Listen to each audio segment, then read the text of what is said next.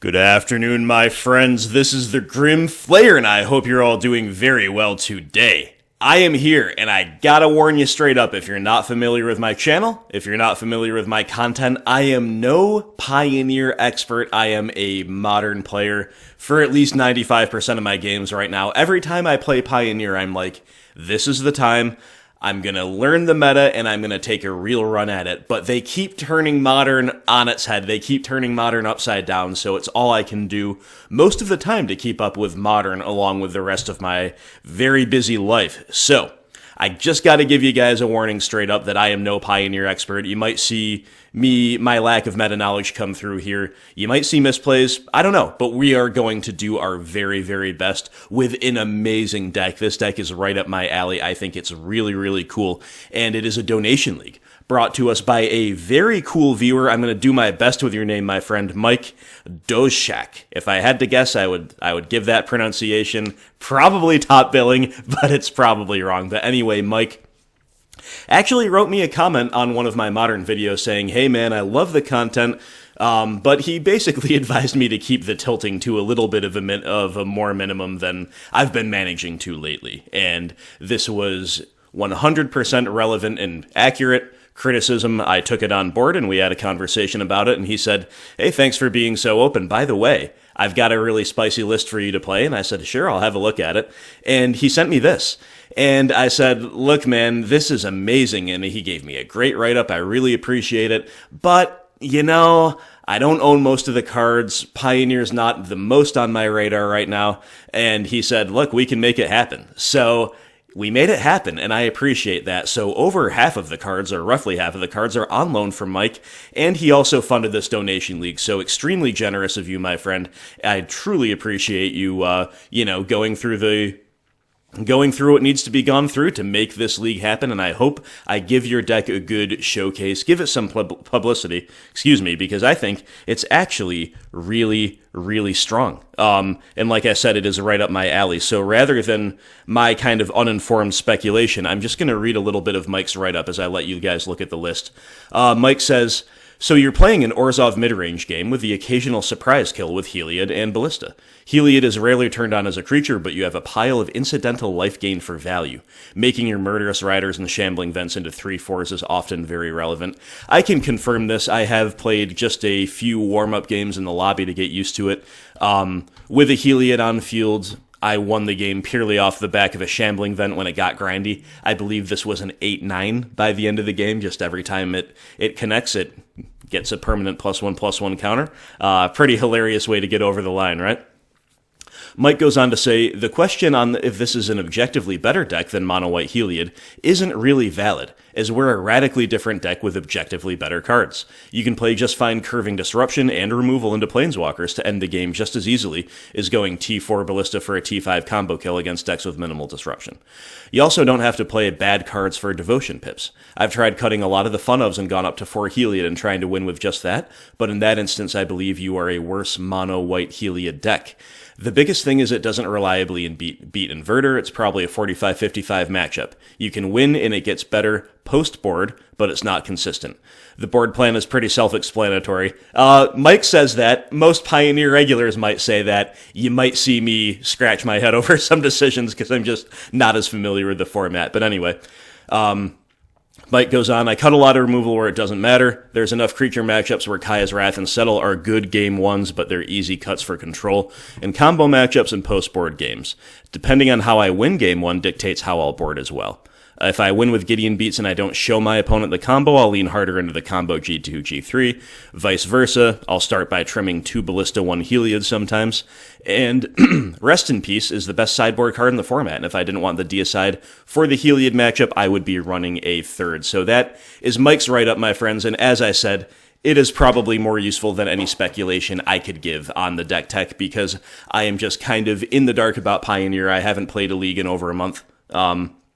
And we are doing so today. I guess without further ado, let's get right into it. I was just looking at the list and again thinking about offering my own thoughts, but nah, let's just play. Let's just play.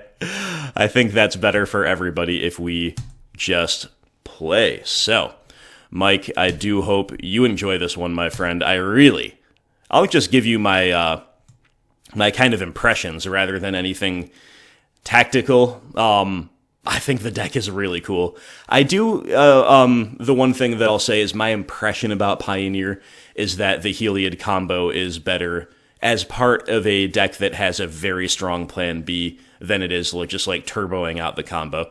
Because both Ballista and Heliod can, of course, play a role in a value game, and as far as just turbo combos go, yeah, it can be disrupted, and it's not the quickest, right? So all of this makes sense, and as Mike finished his write-up, he knows that I love my way around a good Thoughtseize. A Thoughtseize deck, resolving the card Thoughtseize, playing black interactive cards in general. As everybody knows, this is my jam. So, yeah, I'm excited about this, and we're looking for our opponent right now. Hope you guys are all doing well today. Hope everybody is staying safe. All the rest, people's circumstances are very wildly, and I guess the gap in that variance grows as the quarantine or pseudo-quarantine, whatever you're under, continues. But hope everybody's doing just about as well as they can be under these circumstances. And we are here in round one, having won the die roll.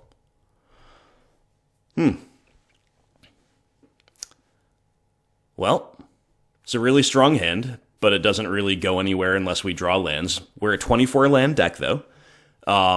We can use Ballista as a kill of a turn one dork. If we don't need to, it's got the combo baked in. I don't know. I think this is a keep. Obviously, I'd be a lot more comfortable with a third land already in hand, but I don't know how often we keep two-landers with this.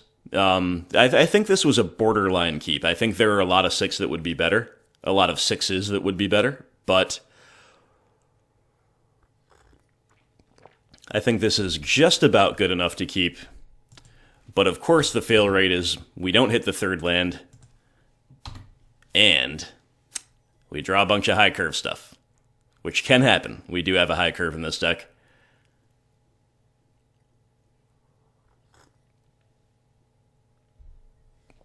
Concealed Courtyard. Lovely. I don't know if I'm supposed to read them for Inverter based on that Watery Grave. I also probably should have played Godless Shrine tapped.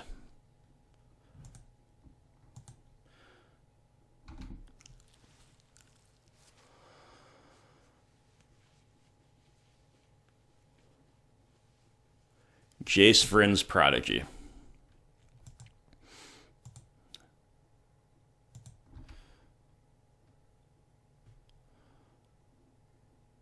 Thoughtseize. An awkwardly timed one.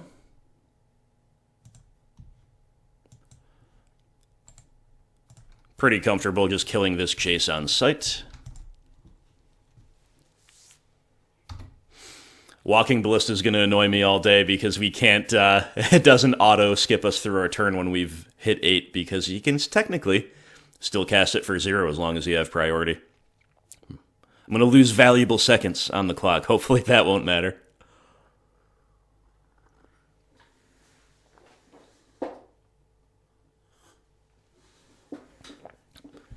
So, of course, an untapped land would be great, allowing us to go Thoughtseize into probably Gideon of the Trials, and this does, I guess, appear to be Inverter. Last time I knew they didn't play Jace main deck, but again, I don't really know exactly what's going on these days, so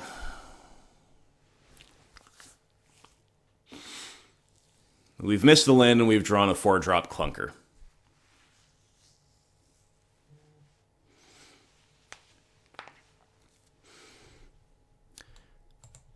I'm really tempted to just be mana efficient and play Gideon of the Trials. I guess ticking up on Thassa's Oracle, but making the emblem is clearly a very live way to beat this deck.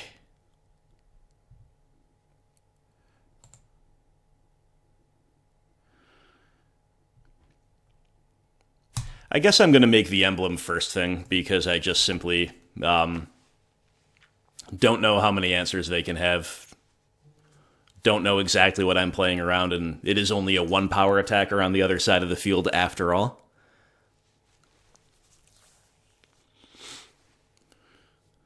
Opponent on the 4th land on those mismatched islands. Those mismatched islands, though.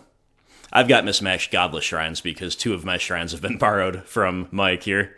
So I'm not one to talk.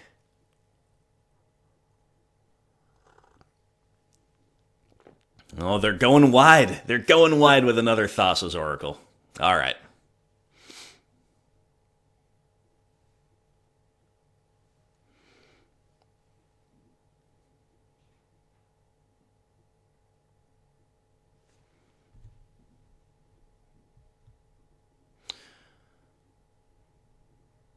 Another Gideon of the Trials. At this point, I'm probably supposed to Thoughtseize.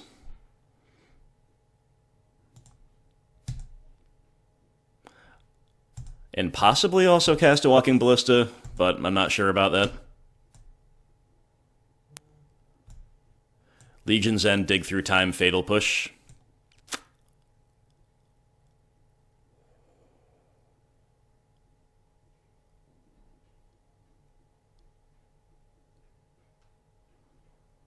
Alright, we're going to take the dig and we're not going to play Ballista.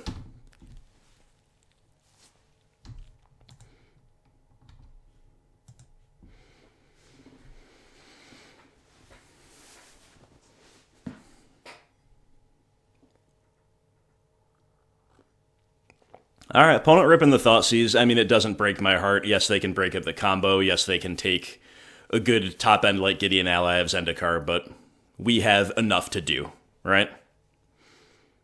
I just don't want them to somehow answer our Gideon on board and then subsequently combo off. So they do take our Gideon AOZ.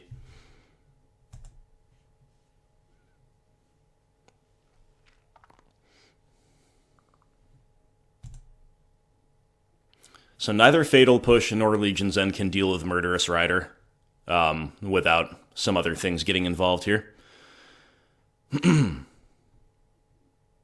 So Rider's a consideration, but it also might be nice just to get Heliod down, making Rider better. Don't know what I should be doing here. But I actually think I'm going to play Heliod. I'm going to have to operate on instinct a fair amount of the time.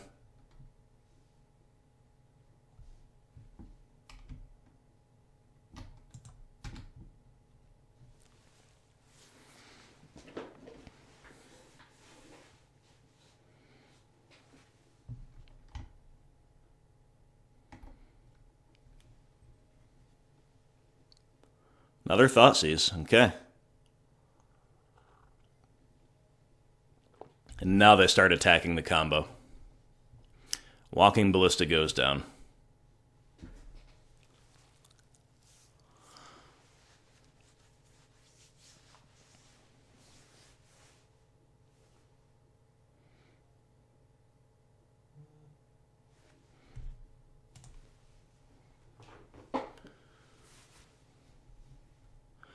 Drawn a Plains.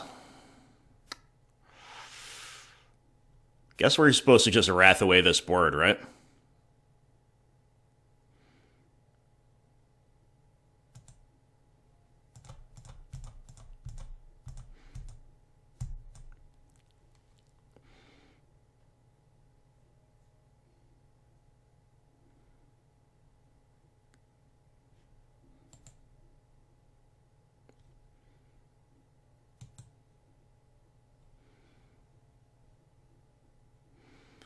This enables us to, of course, erase reasonably well.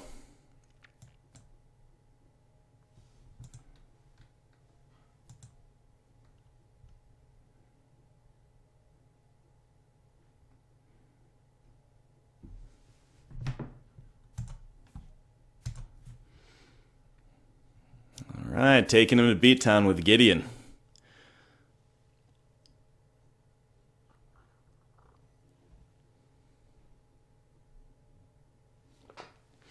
And, of course, we're not going to fire up Shambling Vent in the face of a known Fatal Push, but Would be a 2-turn clock if we could.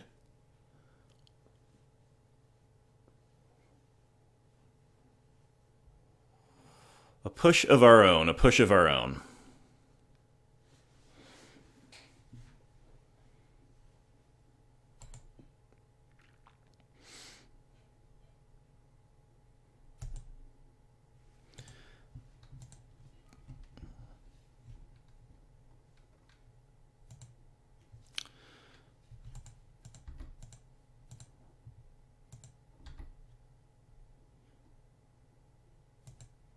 Indestructible's a heck of an ability. Opponent with 1 unknown in hand.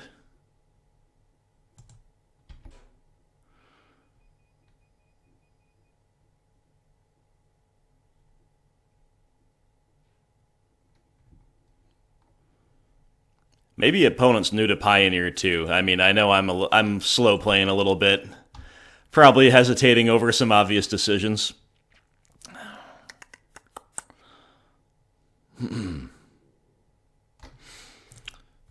Alright, I think we're just jamming Kalitas here. This will put lethal on the field. It's another thing that dodges Fatal Push in Legion's End, unless they can get Revolt for push. It's mana efficient. Lot to like. Sorry, it's not quite lethal. Because this Kalitas will get a counter off of connecting with lifelink, but it will be after the fact. Ooh, did they find a dig through time? They sure did. Okay then.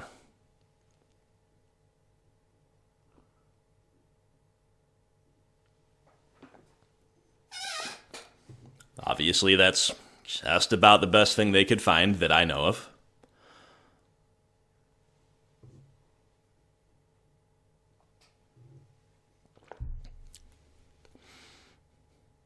This backup getting into the trials seems really good to me. Obviously, their mission critical is to deal with the one on the field so they can combo off, but hopefully they won't be able to do that and combo off all at once.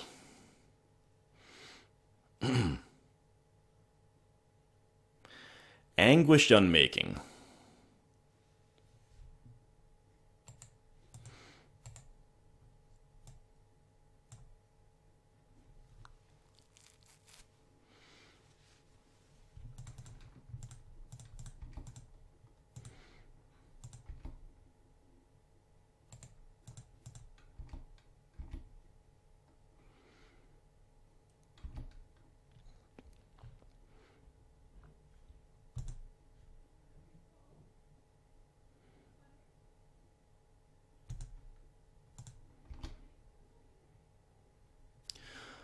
Okay, so what should I be doing with my second main phase here?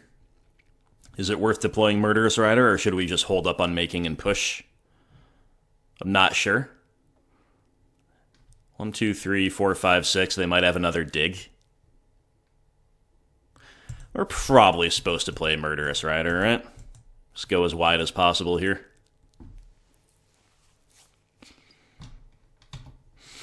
Make sure we get that last point of damage over the line. It is another dig, isn't it? Well, they've seen 3 digs in the top 18 cards.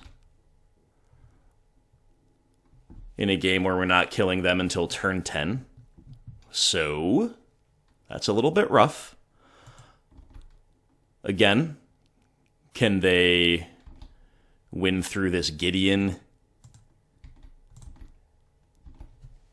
in time to stop us? It doesn't look like it to me, but what do I know? Not much, my friends. Not much about this format. Not about the intricacies, like...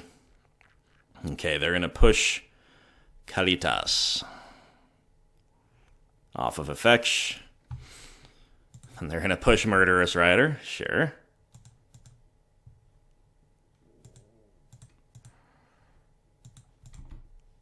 Okay, so Legion's End and 2 unknowns in hand, followed by an Opt. Interesting. Would have thought they would lead on the Opt, but I guess... Okay, Thassa's Oracle.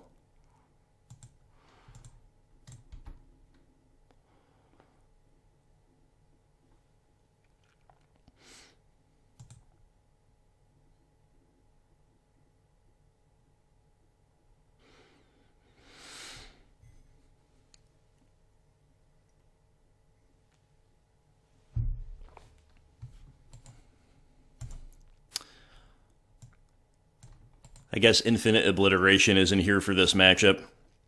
Kambal seems decent. Duress seems good.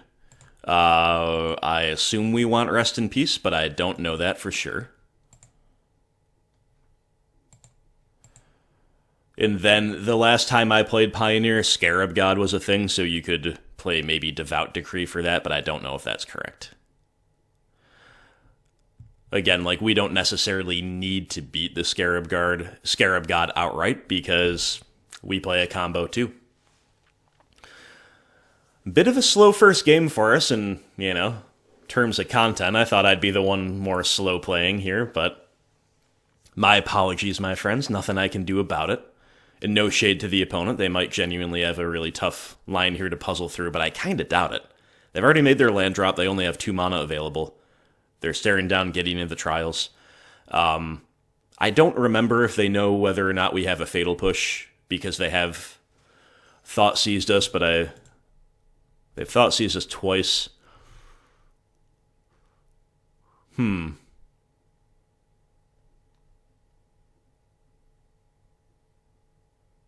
Yeah, I guess they don't know about our Fatal Push, so they don't know that they're dead on the crackback. But still don't know what the holdup is here. While we're waiting, of course, I'd like to encourage everybody to leave your thoughts on the list. One of the understated, perhaps, and underrated benefits of doing a donation league with me is that I have a really active and a really awesome and really intelligent viewership that is very often very keen. Can I say the word very one more time in the sentence? I'll try. Very keen to share their thoughts in the comments. And often with donation leagues, it is an off-meta deck or a brew deck or something like that always, no matter who you are, no matter how much you think you have the market cornered on your idea, no matter how well you think you've done, no matter how many bases you genuinely have covered, the more eyes on your project, the better. There's the concession. So, long story short, if you guys have any thoughts on this spicy Orzhov Heliod mid-range deck, obviously, we'd love to hear them. So,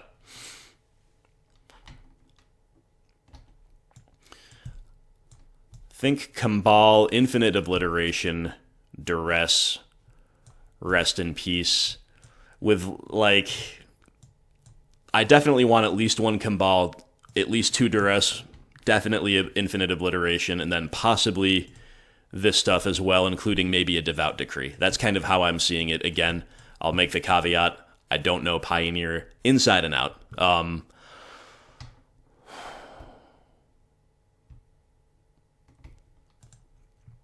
What cards do we like the least here? I think we can cut the Wraths and the Settle the Wreckage. That's probably what I like the least, and probably at least a few Fatal Pushes. Like, Cast Down just to kill Inverter, get it out of the way, keep attacking is fine, I guess.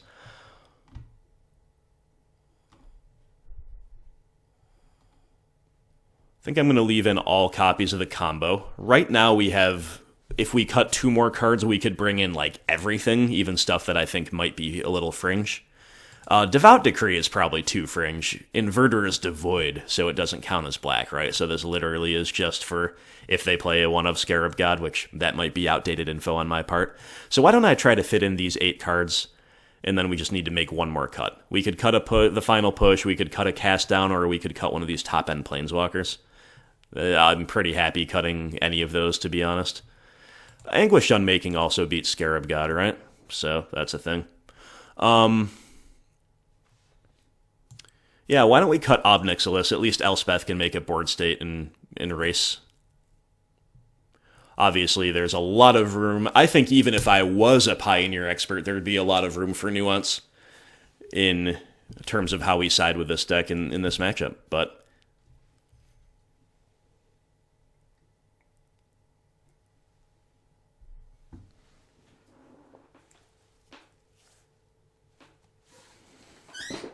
how have you guys been liking Pioneer relative to Modern?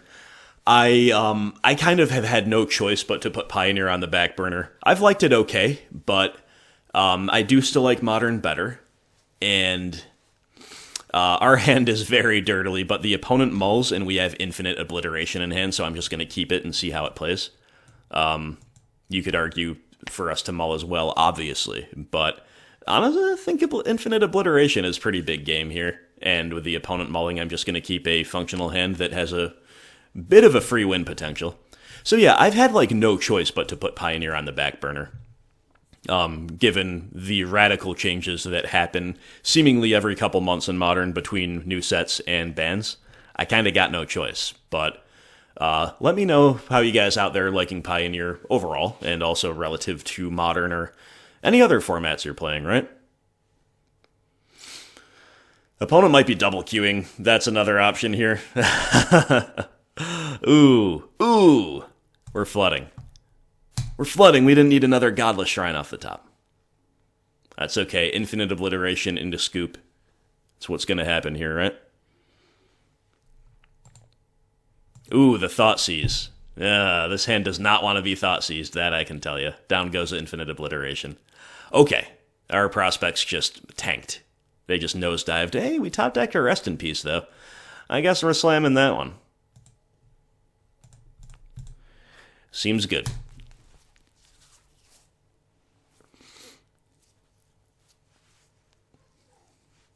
And now it's Gideon versus the world. Oh, another Thoughtseize. Okay, now it's Godless Shrines versus the world.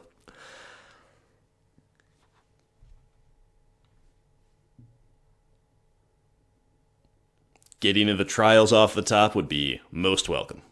Heliod Suncrowned. Hey, I'll take anything here. I'll take anything at all here.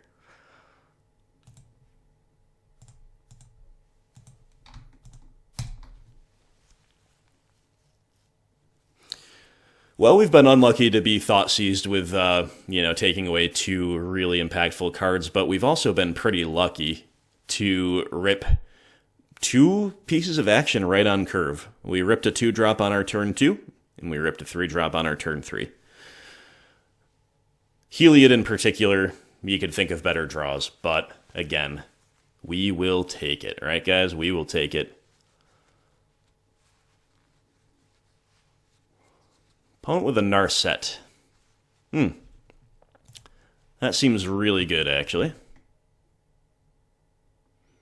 They've got a Jace Wielder of Mysteries in hand. Shambling Vent, not the best, but it can at least pressure these walkers here.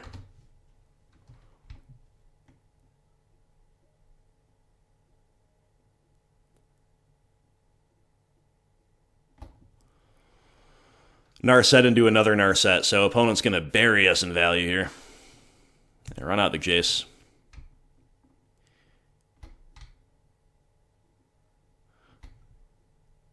Alright, I'd love to draw a Thoughtseize or a Swift End. Ugh, the flood continues.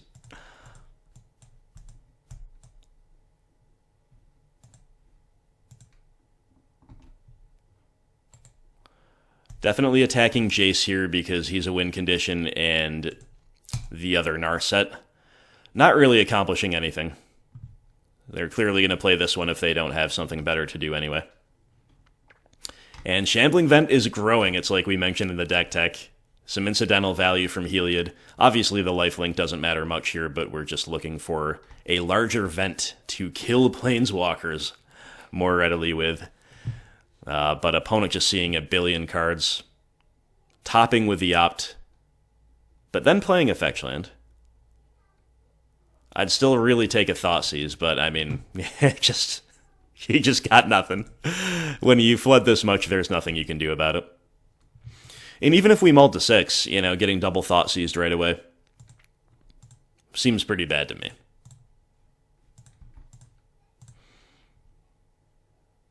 Okay, we gotta fade them having a kill spell here, which is very unlikely, given the fact that we have the Vent and that they didn't play the Narset. Like, if they didn't have at least something, they probably would have played the Narset to dig for a Fatal Push. Yeah, they got a push. Okay. Well. Our woes are manifold, and we're very unfavored here.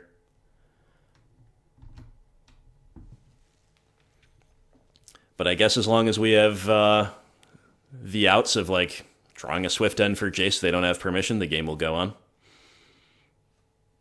Here comes that other Narset.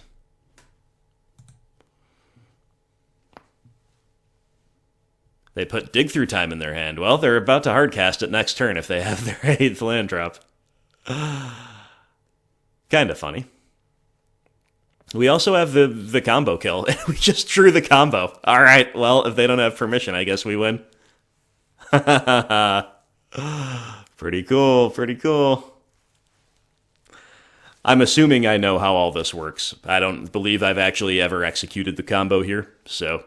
But I think what's going to happen is we play this for 2.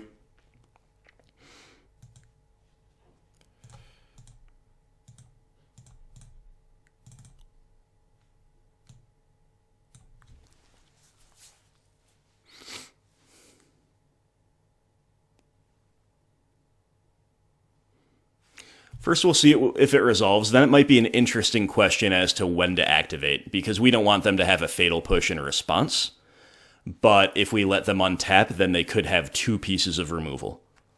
You know what I mean? And respond to our activation the first time. But maybe they'll just concede and we don't have to make that decision. This is a decision that is not... that I'm literally just basically going to be flipping a coin on, again, if it resolves. Because I don't have a great sense of what is or is not more likely. Their fetch complicates things for them a little bit. Like, if they let it resolve, maybe we could wait for them to fetch and try to respond to that, because they only have 1 black mana right now. But if we make the first move, they could have a Swift End or something else. So Hero's Downfall, whatever it would be.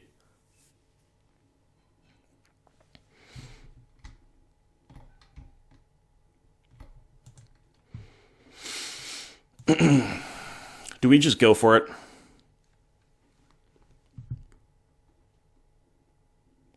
I think I'm just going to go for it, because letting them untap, they could opt or whatever. I think we're just supposed to go for it, but again, I really, really don't know.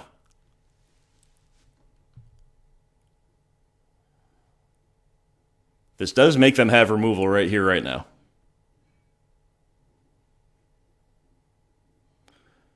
Tyrant Scorn. Okay, so they had us no matter what.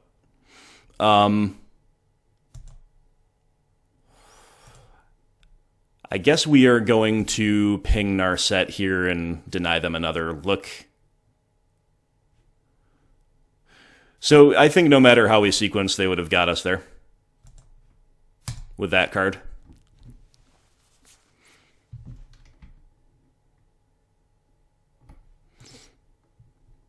And it's not entirely surprising, is it? But look at the clock. I mean, opponent could really lose to the clock this time around, even if they win this game here.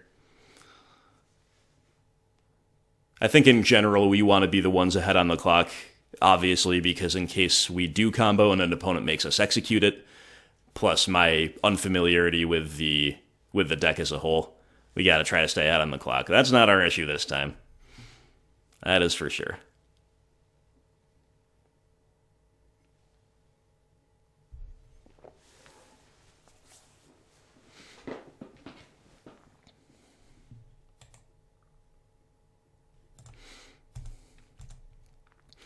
Let's take a look at what the opponent's been milling with Jace.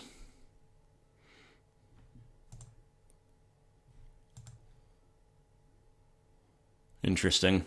Ashiok Nightmare Muse. Bouncing Heliod and then we exile a card? Alright. That seems like a really good find. Yeah, that does a lot. That does a lot right now, especially. Wow. Wow, that -7, though. Interesting. Okay.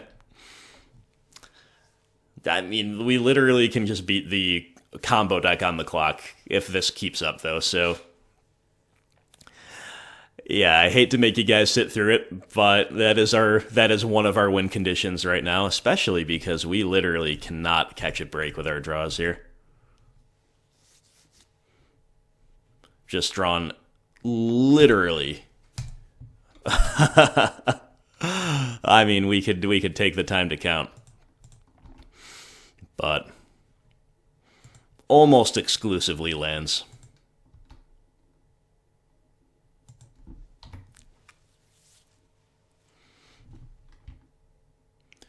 Whenever it attacks or blocks. How interesting.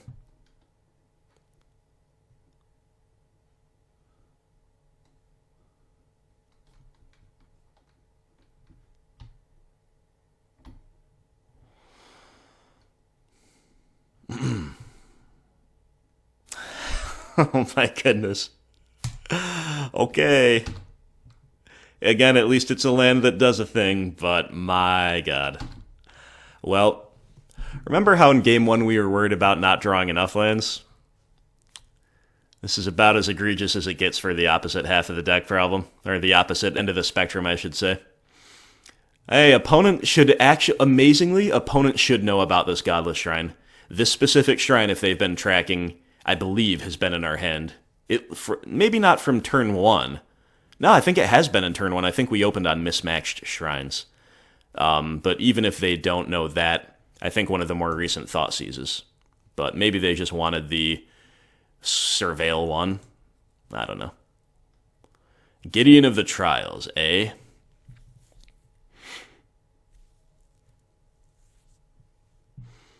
We're definitely playing him.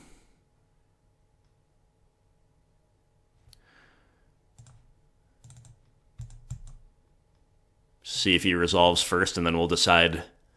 I mean, we just clearly block with Vent, but... I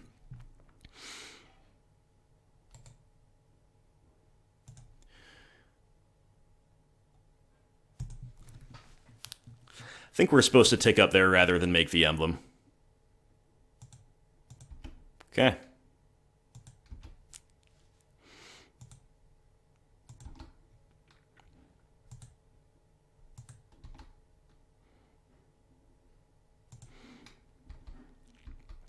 I'm slow rolling the Godless Shrine they know about, just in case they forget again.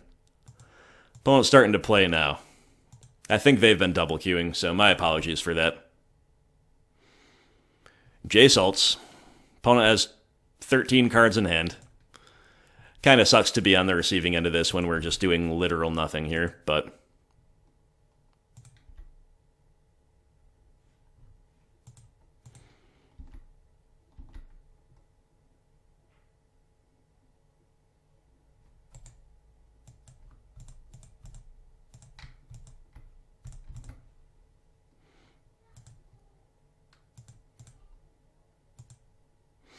And there's nothing opponent doesn't have, obviously, because they've been drawing X cards per turn. Probably an average of 2.5 cards per turn they've been drawing.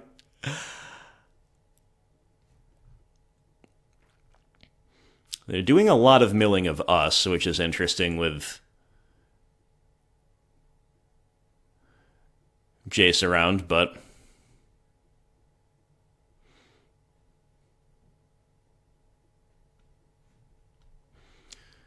we'll get to see some of their more fringe tech, perhaps, as they discard to hand size right here. Just a couple Jaces. And more lands from yours truly. Well, this is about the most underwhelming game I can possibly imagine. Obviously, there would be some consideration to scoop if it wasn't for the clock.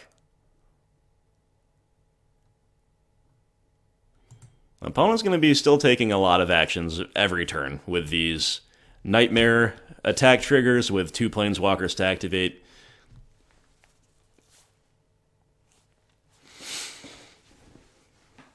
Guys, I'm going to take a win any way I can possibly get it. And they are just going to try to mill us out at this point. And clock us. We're not dead on board. Okay, yes we are.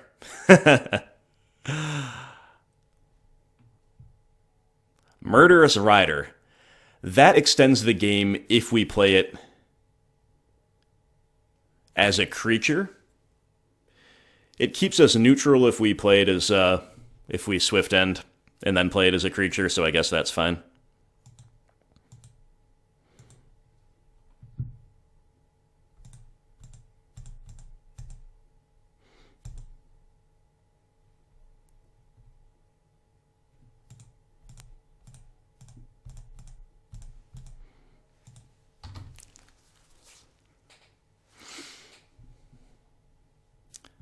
Opponent with a Hero's Downfall. And with the win here, with about 4 minutes left on their clock to R15, and they're taking actions before their attacks here.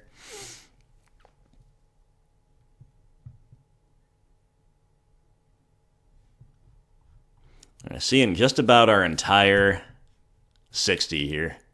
Well, we did jack crap, and we just got killed. Alright, well, I don't think I will really want to do anything different. Devout Decree, hitting that Ashiok. I would love to be able to kill a blue Planeswalker, but that's the only color that we don't cover with these cards, and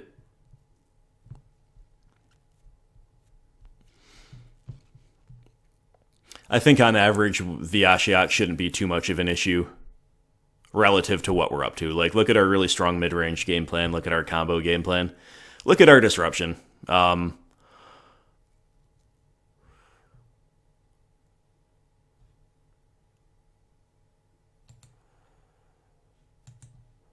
think this is fine. I think this is just fine, my friends.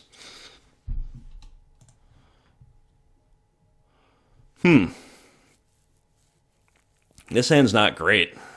It's another 5-lander. I think this one I'm going to mulligan. It doesn't have the free win button of Infinite Obliteration.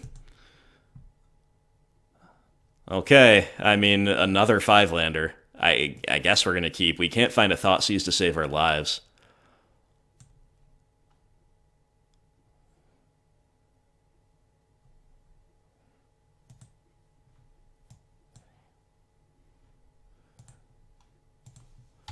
I think we're getting real unlucky with our opening hands in these post-side games.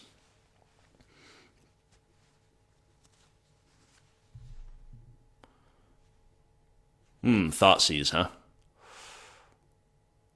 Well, that's pretty tempting. I think, though, I am just going to jam the rip here.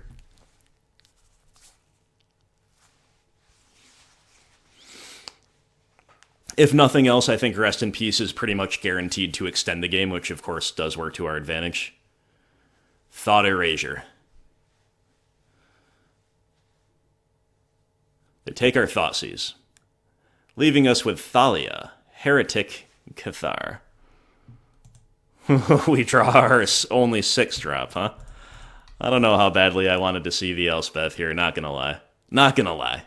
But it does give us some flood insurance here.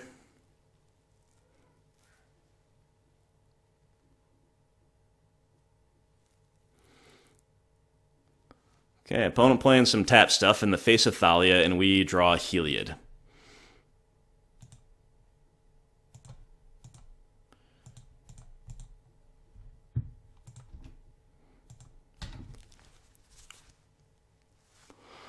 Alright, we're in Planeswalker territory for the opponent here.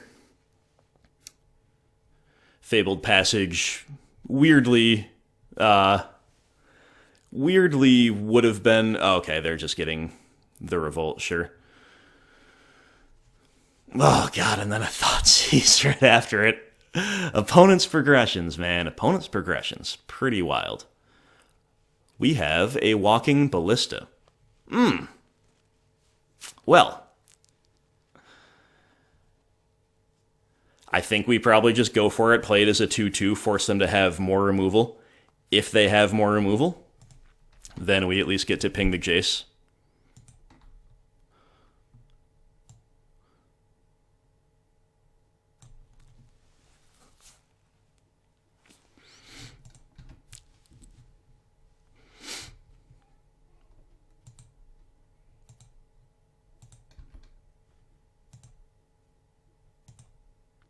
Okay, so they played that swamp. They loot away a watery grave.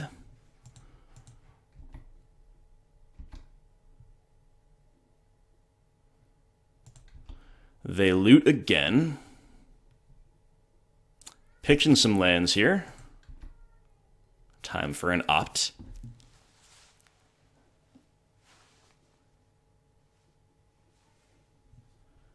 Into a Narset. All right. I guess they're digging for Fatal Push, right? The concession. Well, that was a long one. But we did it. We comboed off. Hey, we did some good stuff. Our mid-range plan was actually really strong in Game 1. But in Game 2 and Game 3, a combination of Flood, Mulligans, bad top decks made it so our mid-range plan was not that live. But rest in peace extending the game. We found the combo. Pretty cool. Pretty cool. That's the exact express purpose of this deck. So even though that was an ugly round 1, and even though that was a very long round 1, perhaps unnecessarily, this is exactly what Mike's deck is designed to do. So, there we go. A good start, my friends, and I hope you liked seeing that. And hey, one of the things, the only matchup Mike named, by name, that we were a little bit of a dog to is Inverter. So, escaping with a win in round 1, despite my lack of expertise, is a great start.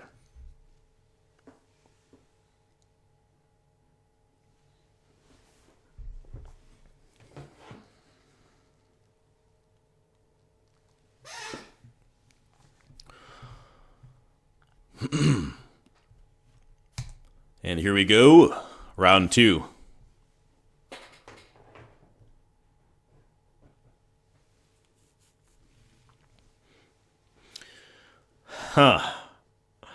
This is like a control hand. I'm a little gun shy with the mulligans. I think I'm gonna keep it, but we're against Yorion Sky Nomad. Ugh. 80 card blink, I guess. That's what it is in Modern. Sure, we'll keep. The Kaya's Wrath seems really good against a deck like this. Obnixilis seems fine. Walking Ballista, if they have a slow start, could trade with something early.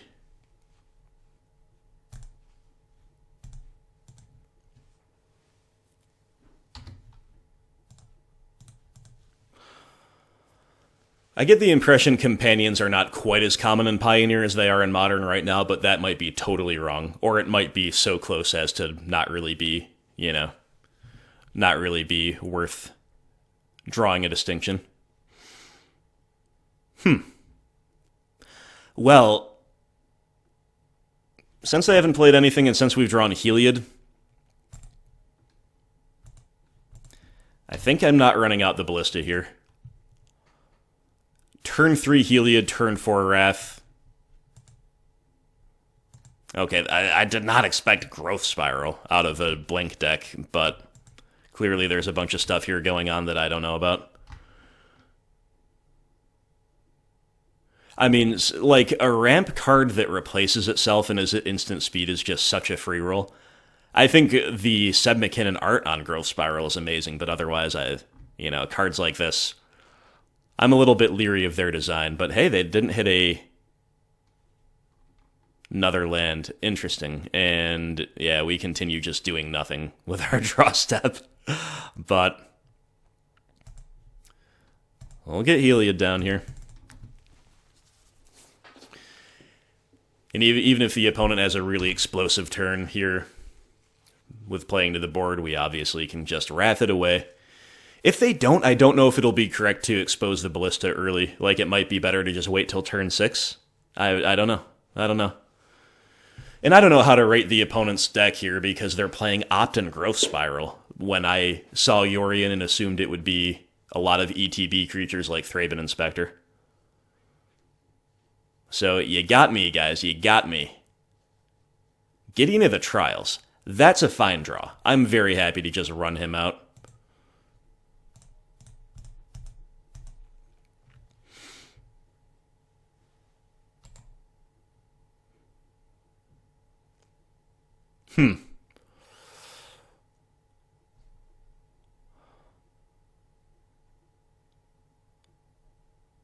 I'm going to Emblem. I don't, like, if they have a flash creature to play on the end step, that's the way I can think of getting punished by this, but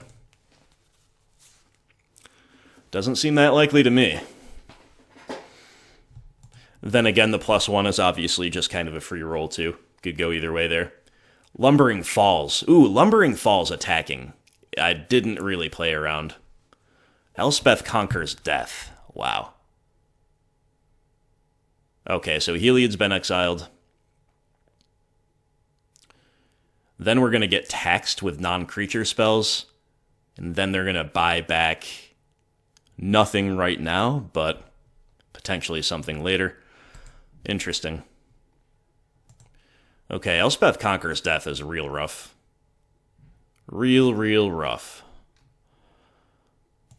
So we're just going to outgrind him with an Obnixilus. Start drawing.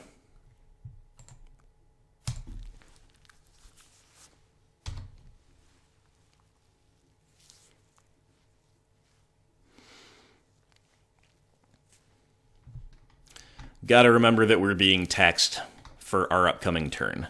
Here comes Yorion. So we can Wrath, but then of course they buy it back. They just blink. They blink everything. Yep. Oh boy, Elspeth Conquers Death plus this card. Wow. That is nasty. That is so nasty.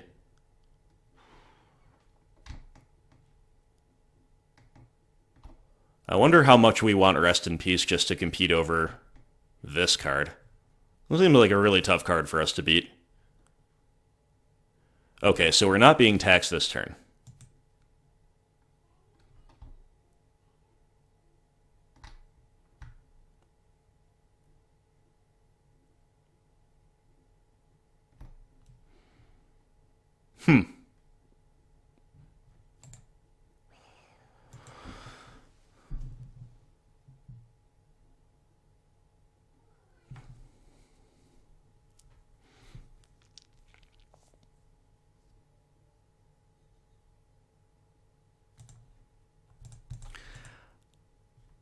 Oh, we are?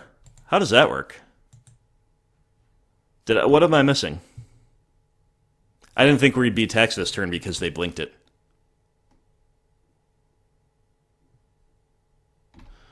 I guess I mistracked the timing of everything.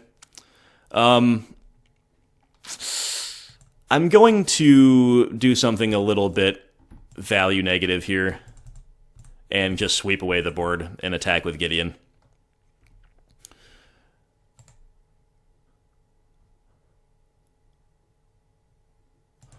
At this point, I'm less confident in our ability to grind with them. So I'm going to try to put a lot of pressure on with Gideon. We've got two huge walking ballista that are going to be 3/3s, at least by the time we play them. Yeah, oh my goodness. This seems like a miserable matchup. Big Teferi, really? Bro. Okay, well, pinging Big Tef and trading 1-for-1 with him is pretty great.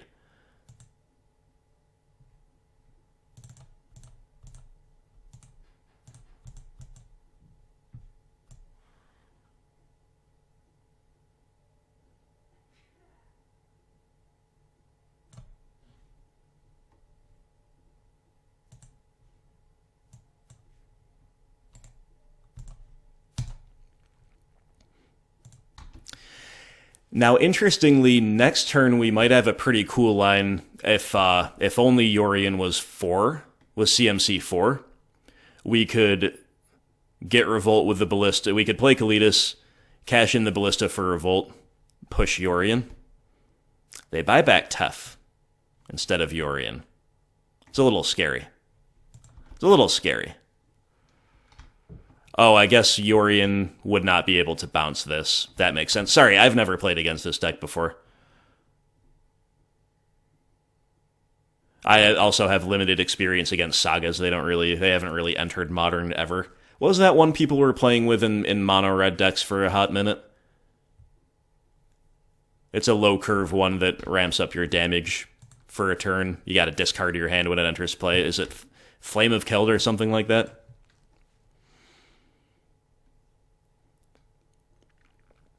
Satyr Wayfinder, okay. I'm learning more about this deck.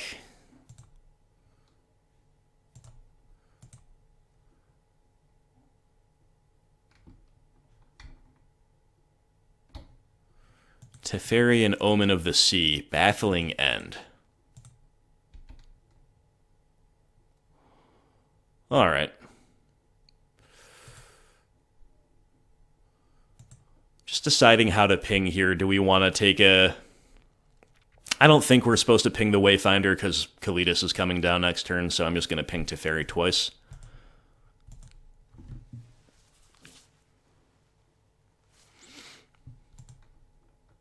I guess opponent pressed into that Baffling End in case we top decked a Heliod, right?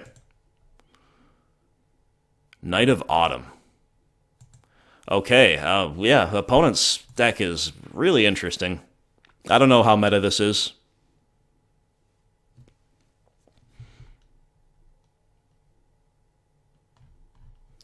But it is really, really interesting. So, we can just trade our Walking Ballista for Teferi. And then we can try to beat their board with Kalidas into Fatal Push after that. That's probably correct, right? Like, just letting the Teferi stick around seems like a guaranteed way to lose. So I'm going to go for it. Obviously, we could have much better use cases for this magnificent card. But this is what we just kind of have to do as far as I can tell.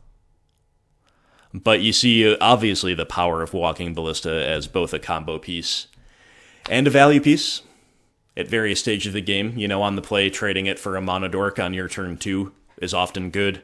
Here on turn 8, using it as a flexible 4/4 or just a removal spell for like a big Teferi. These things are all pretty good. However, the opponent's still got kind of a full grip. They just have another big Tef in hand. Alright, this matchup seems pretty awful to me, not gonna lie.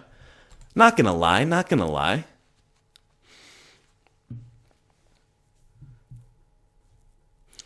But Kalidas into Fatal Push might extend the game, and then maybe we can rip combos off the top.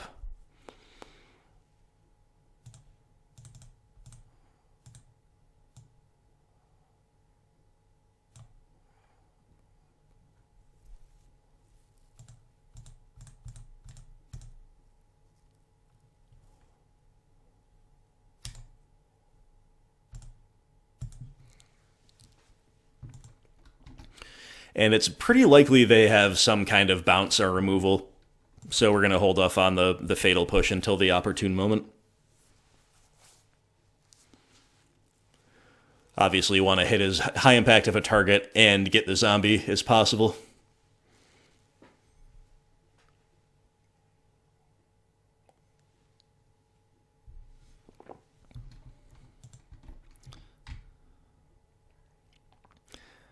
I did acquire Matching Planes from Masters Edition 3. I think this was my favorite one, but they're both quite beautiful.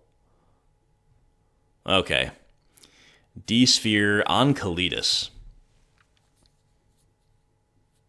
So we can let it resolve and then push the knight, or we can just push the satyr and get a zombie. It's kind of a judgment call here. It really depends on what else they have. Think I'm just going to make as many bodies as possible.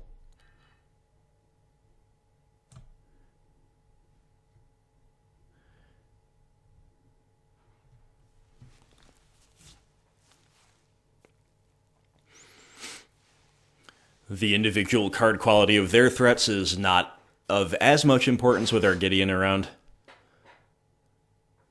They do have Lumbering Falls as this failsafe. They haven't... Their progression has been so good that they haven't done it yet. Kind of like our draws have been so reasonable that we haven't used Castle Lock Thwain yet. Fatal Push. Alright. Let's stick up. Let's main phase a castle activation. Okay, we got 2 Fatal Pushes. Not really a good way to beat an unchallenged Teferi Hero of Dominaria now, is it? But at least we can push a Lumbering Falls.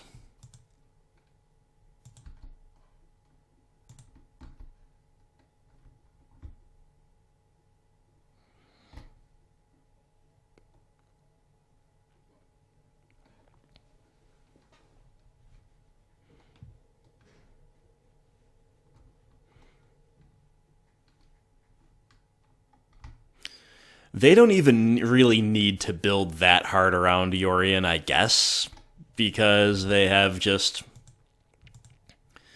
like, it's just the free 8th card. I mean, you do pay a price with playing an 80-card deck, though, right? But, I don't know. Seems like they found a pretty coherent shell again. You guys will have to let me know how meta a deck like this is.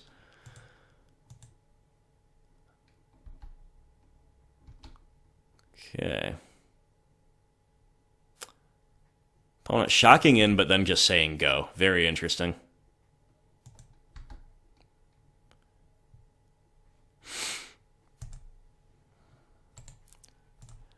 Draw of a swamp, not what we want to see. I'm going to activate these increasingly painful Castle Lock Thwains. Gideon ally. Sure. Let's see if he resolves. I'm not that optimistic about it, but they haven't really showed permission yet. Okay, he resolves. Teferi's 2 turns away from ulting. I guess it is incumbent upon us to go wide. And then in one glorious assault, we'll try to attack Teferi off the board, I guess next turn, or maybe just attack him low enough so he will not ult and beat us that way. Okay, opponent goes Clue into Scry 2. 1 top, 1 bot.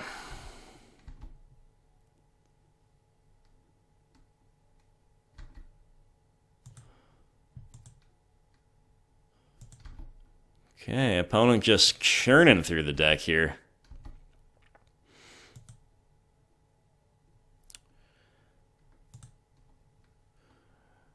I'd love to draw a Murderous Rider off the top. We haven't seen enough Riders so far in this league. Elspeth Conquers Death. Oh my goodness. This is too much for me. This is too much grind for me. Think we're likelier to pull off a win here with the combo than with our mid-range plan against this deck.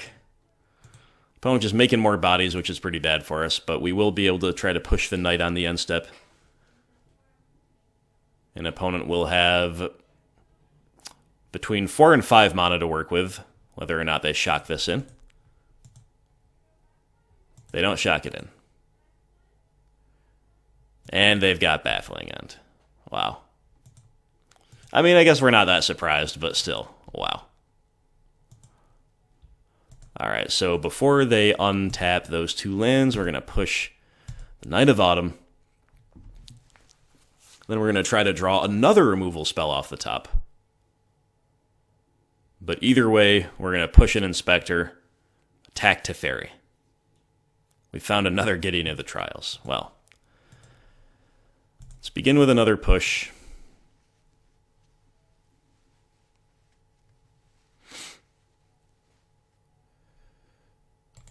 I guess we're supposed to crack Castle again. Obviously, our life total's getting real low here. Murderous Rider. Alright. Now I'm just going to try to Swift End the Tef.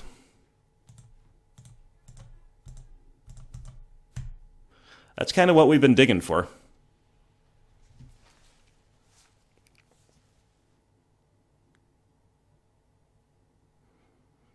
It works. It works. All right, so I'm just going to now keep ticking up the Gideon, I think, rather than trying to attack them. Maybe that's wrong, actually. Maybe we should fire up, because we have a backup one in hand. That's the main reason to fire up.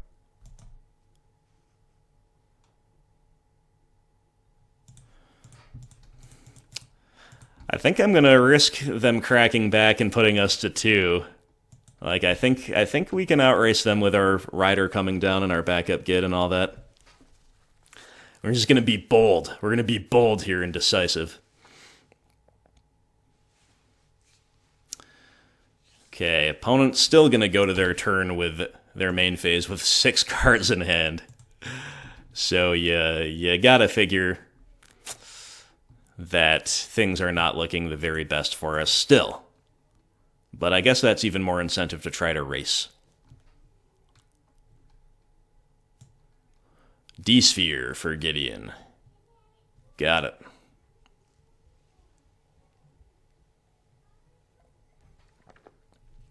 Yeah, this is basically 80 card Bant control. You know, they do play enough of a board presence to make the blink live. Oh god, I forgot about Lumbering Falls. That was a punt. Alright, guys. Yeah, we weren't getting there anyway, but that was still bad. That was still bad. I should have stayed back. I probably should have ticked up with Gideon on Lumbering Falls. My mistake.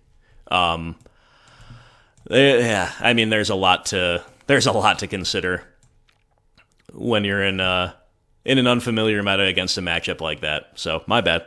Not going to be the last, probably, but we'll do our best. So, Rest in Peace is good against Elspeth Conquers Death. I don't know how much else it's good against. We'll consider it. Duress, I think we want Noxious Grasp. We definitely want.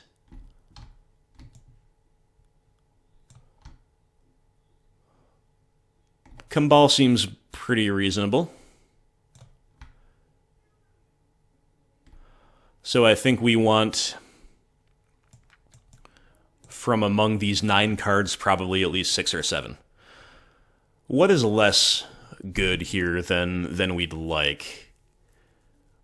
That's the problem. Like, most things here are pretty good. We're probably just supposed to cut Fatal Pushes, even though they're fine with Kalidas and fine against their manland. Otherwise, an underwhelming card. I'm going to say ditto for Cast Down. These things can't kill the companion. And most of the other things that they can kill that I've seen are not the most impactful.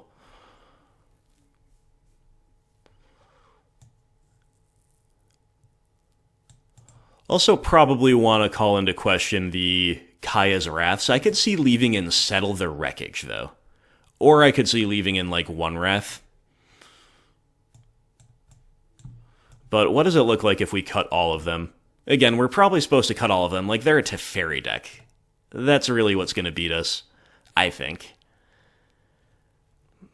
But 2 Rest in Peace seems a little excessive. What if we just play 1 and we can bring back something? I think, like, leaving 1 Wrath in as a reset button is fine.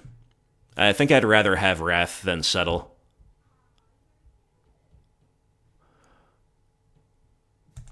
Let's do it. Let's do it.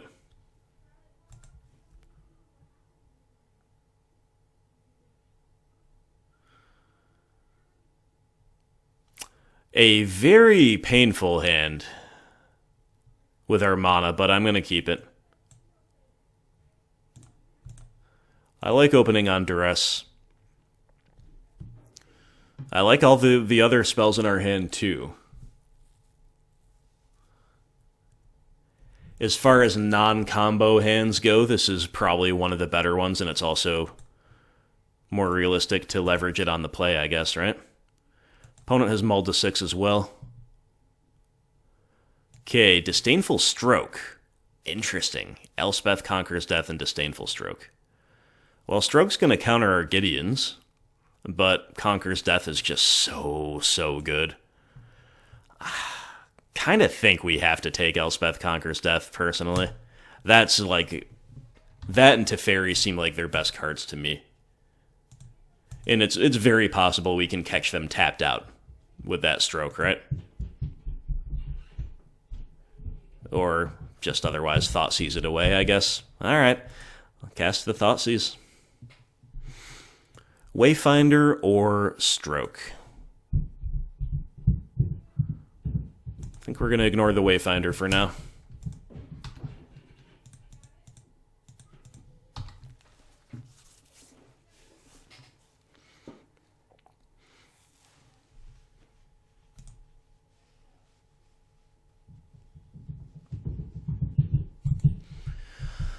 Maybe they have more graveyard mechanics than we saw there. They probably do, which is one reason I was interested in, like, the one Rest in Peace. And it's possible that we should have brought both in. What does this do? Exile up to 3 target enchantments, cycling 2. Yo, that's pretty spicy. Alright, we've drawn the 4th land. And it's a white one, meaning that our caves will not be overly painful. And opponent is tapping. Also shocking. So I was going to say, okay, yeah, another Wayfinder, sure. Yep, so even if they, ooh, Uro! Oh, I should have known. I want the 2nd Rest in Peace now. Dang it, Uro. Why do you haunt me? Why do you haunt me so?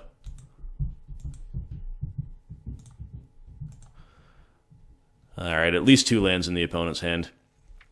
Kalitas. Do we like Kalitas or Gideon? Kalitas or Gideon?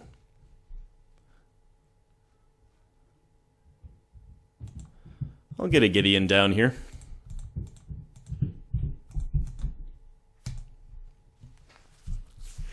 We can unmaking the Uro.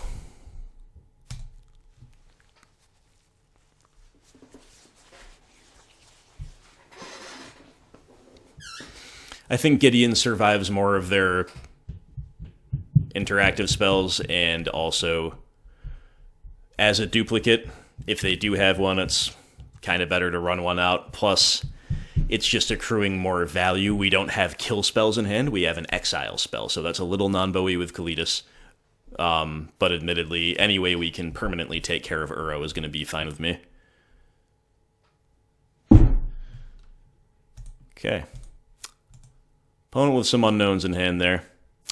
Duress. I like Duress, so I'm going to make an ally. Then we're going to clear the way for our unmaking with this Duress.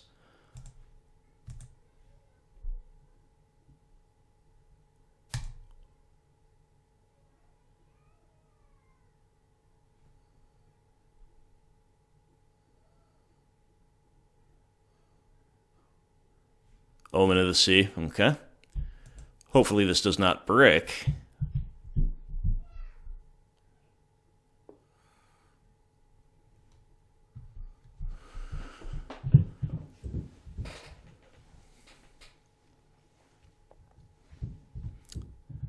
They go 1 top. It sure doesn't brick. They have 3 targets, so opt Barrier Breach. We don't care about right now. Probably just want to take Disdainful Stroke again to resolve our Kalitas.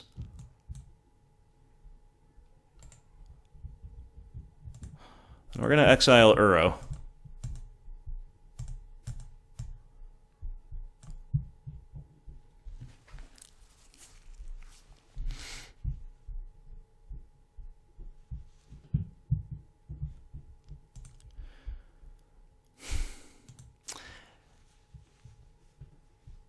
I think we're going to wait 1 turn before we start racing, because I'd like to just really make sure we're not playing too fast and loose with our life total.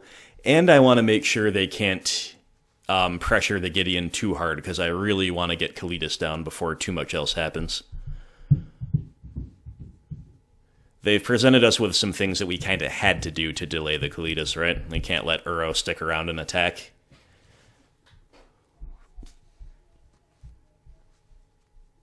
Here comes Yorion. I mean, I don't even really think I care about them blinking the Wayfinders that much. Obviously, them dumping Urros in the graveyard would suck, but beyond that, like, they're just, like, getting lands to hand and putting spells in the graveyard. Seems okay, but of course...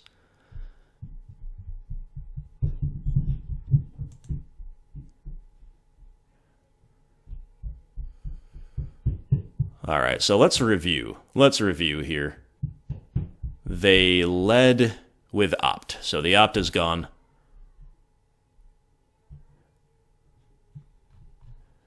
Then they're dumping Baffling End, Opt Forest. And they're also, and they put Lumbering Falls into hand, they also whiffed with the other one, dumping Baffling End, Growth Spiral, Opt, and Wayfinder. So they still have that Barrier Breach in hand, they have this Lumbering Falls in hand, and 2 unknowns, if I did everything correctly. And who knows? Who knows if I did? Who knows if I did? We have another issue here. We kind of want to kill this Yorion before things get too crazy. And before he can attack Gideon, so I guess that's what we gotta do.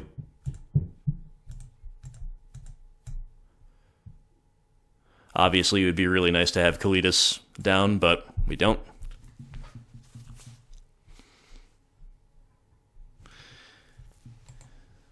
Should have tapped slightly differently with the lands, but it doesn't really matter. And now I think we just have to race here. Our board state is sufficiently strong. Gotta close this game before they get yet more value. We are bluffing a Fatal Push or something to make their double block on a token a little bit worse, but obviously them double blocking a token is pretty good for us in its own way. And again, if I should have tapped Swamp colorless here, then we'd be representing more. Or we'd be representing things better. But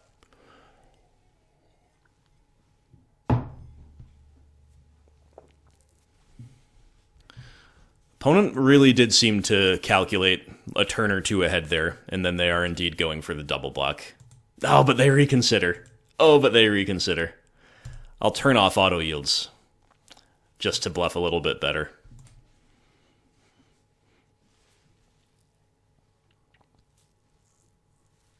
Yeah, give the opponent credit here. They're clearly thinking about the decision.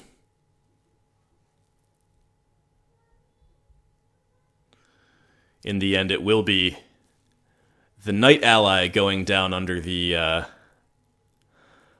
mob of Satyr Wayfinders.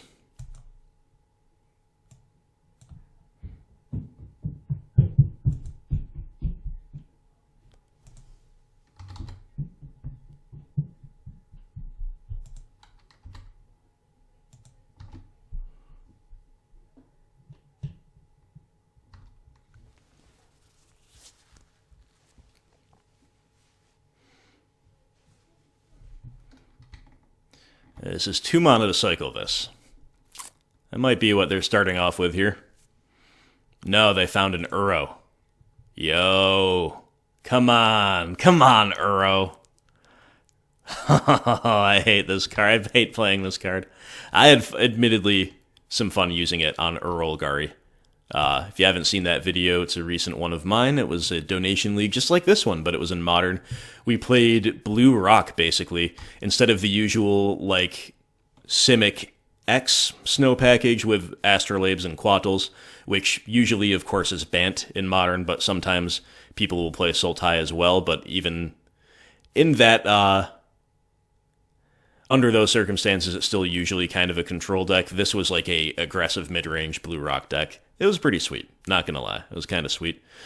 Alright, so Urro is just kind of probably gonna beat us, to be honest. Probably kind of just gonna beat us, but we will do our level best to present a board state that complicates things as much as possible and gets as much value as possible.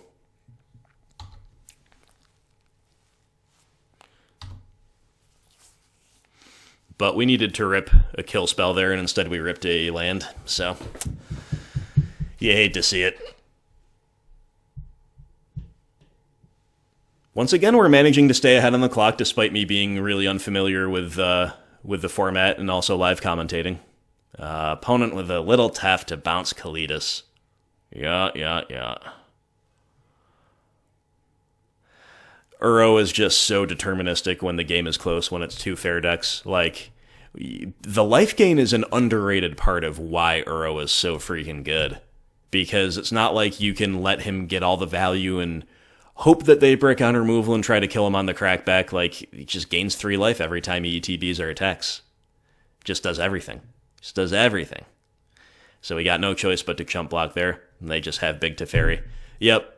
Miserable matchup, I think, especially when our combo's nowhere in sight, which is what's going on here. So, you hate to see it.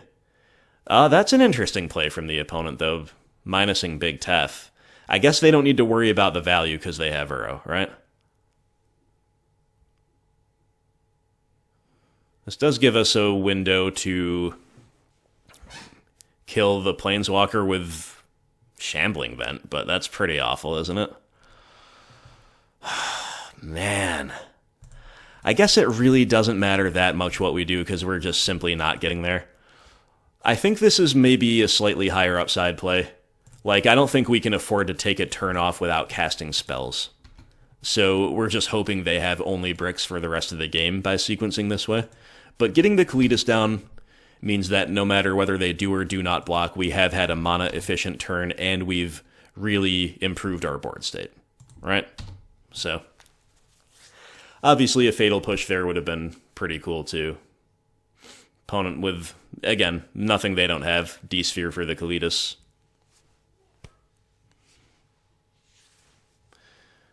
Beaten down with the Uro, drawn 1 billion cards, gaining 1 billion life.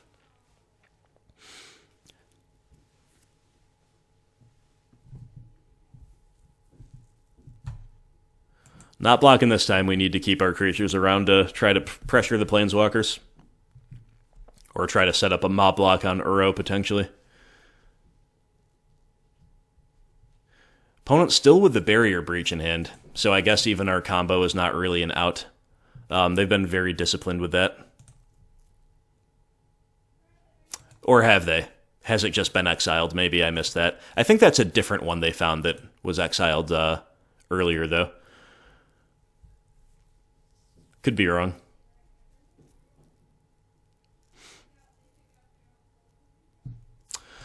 Alright, new plan is to play Heliod and pass, trying to extend the game, hoping they don't, in fact, have that Barrier Breach in hand, but again, I think they do.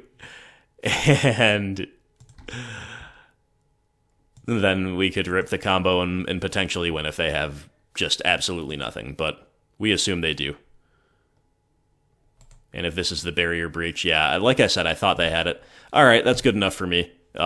Nothing we would have done there was getting us over the line, so let's just move on. Pretty rough matchup, I think. It's true in Pioneer kind of like it is in Modern. Like, if you are a mid-range deck that's Thought Seizing, you are setting yourself up to interact well with combo decks. And with Prison decks and stuff like that. Prison not really being relevant so much in Pioneer, but you understand the point. Whereas an opposing mid-range deck that forgoes interaction of the like efficient kind, whether it be Thoughtseize or low curve permission spells, by definition they will have an advantage against you because Thoughtseize can be a bad top deck, whereas they just have more gas. They're just playing more value. So it really feels punishing to be on a black-based mid-range deck and run into a Bant mid-range deck or a Bant control deck. Just the same in Pioneer as it does in Modern, at least to me. Not that we don't have the option, not that we don't have a chance to get there. And not that with Mike's build we don't have the ability to combo them out, which is really nice. But opponents clearly prepared for a Heliod deck too with those cards, and yeah, brutal. I'd rather not play that again, thank you very much.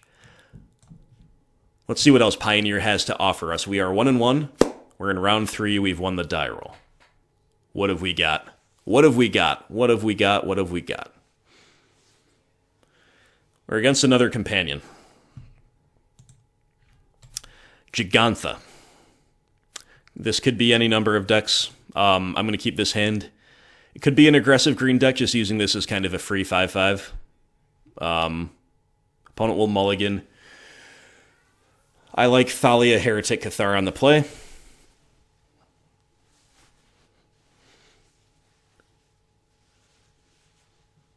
But if they go really wide really early, you know, we'll kind of be hopefully putting them in a damned if they do, damned if they don't situation. Like, if they can't deal with the Thalia, she's going to run the table.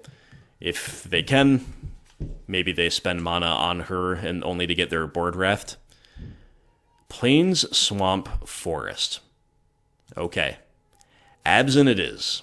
Or potentially 4-color, but minimum Absent.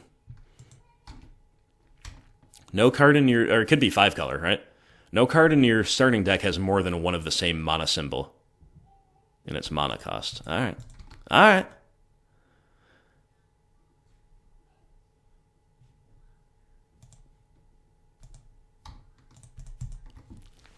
Well, we're just going to curve Thalia into Gideon and see what they've got. We'll have the reset button of Kaya's Wrath, but of course, we won't want to do that unless we really have to at this point. Making a Blooming Marsh enter tapped is pretty cool. I like Thalia a lot. I think she's really sweet. We get Abrupt Decayed. Alright, is this just like 5-color Niv?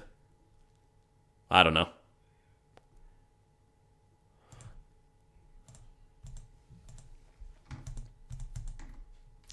Gideon AOZ. I think so far the Gideons have probably been the MVPs of this league just because kind of they're just so strong, right? Especially Ally.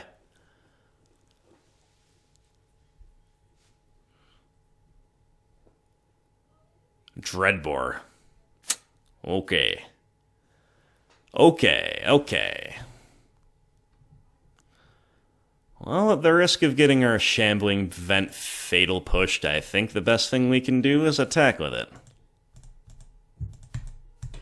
Opponent's hand lining up really well against what we're trying to do. But if this is their plan, then a mid-range strategy is something they can handle, but maybe the combo not as much. And this reminds me of Mike's write-up saying if we didn't show them the combo, maybe we lean even harder into it post-side. So if they manage to just kind of keep having answers to everything that we want to do. Oh, another Uro deck. This type of thing reminds me of why I don't play Pioneer quite as much. Not that I'm not having fun, understand that I am, but like when a card like Uro or Oko comes out and the power level of the format is lower, it's just like so punishing when you're not playing against it, to me. Freaking Uro. Come on, Uro. Come on, bro. Come on, Uro. What are you doing to us? Okay, so another Kaya's Wrath is a bit of a disastrous draw here, I think. We're just not going to have, like, great use cases for it, from what I can tell. But we'll carry on. And at least we have Unmaking to answer Uro.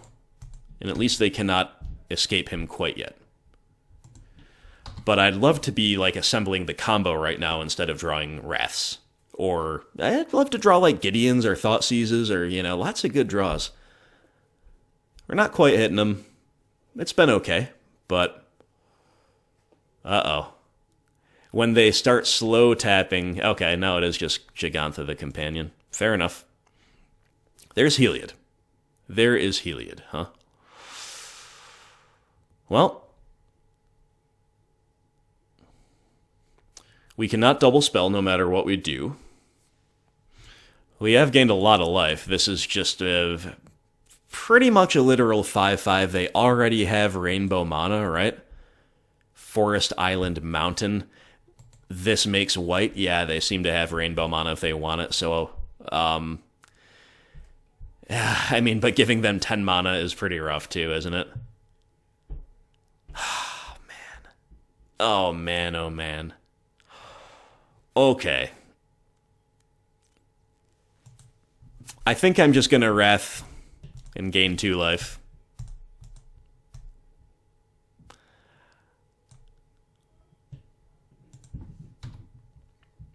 Obviously a very underwhelming play to wrath our own token to deal with their free 8th card and to put a card in their graveyard for Uro. But that's where we're at.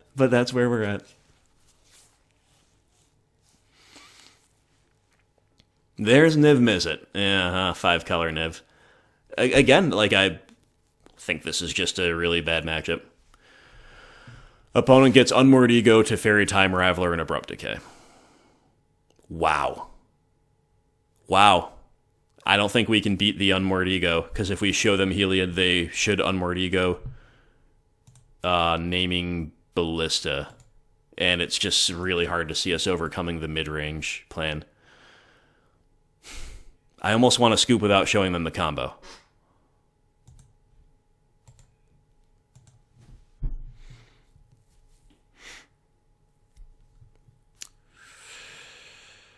But having drawn another Anguished Unmaking,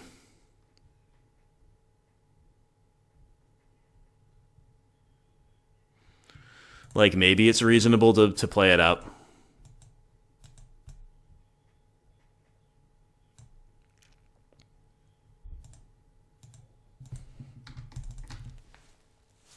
Yeah, I mean, we didn't come here to scoop and to not try to beat through nonsense like this, right?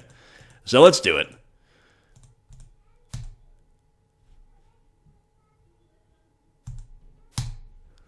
They have 8 cards in hand. Again, we're extraordinarily unfavored. I bet they're going to ego looking for Ballista. You know, Heliod synergizing with Shambling Vent is not nothing.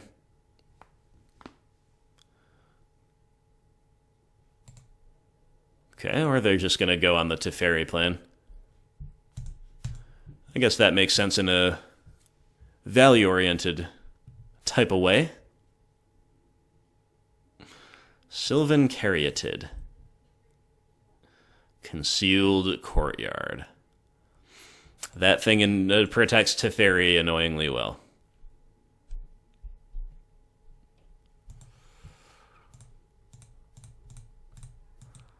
Gonna replay the Heliod and say go. Over 2 turns, Shambling Vent will grow to the point where where the Caryatid block would become a chump block. But obviously, the longer this goes on, the worse this gets for us. And I'm amazed the opponent hasn't egoed yet. I think that was kind of risky of them not to ego. Maybe they're doing it now. Uh-huh.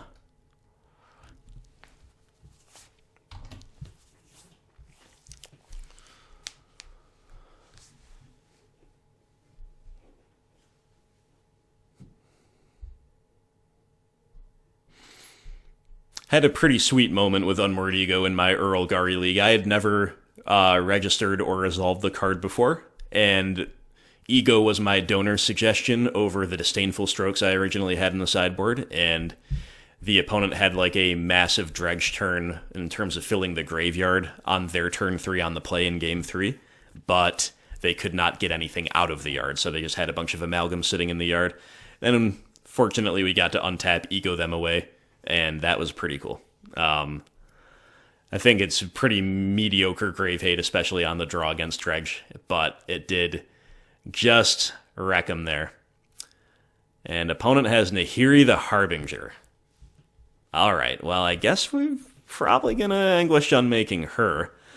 And it lets us also, because we drew this land, attack Teferi off the field, so it's going to be a pretty good turn.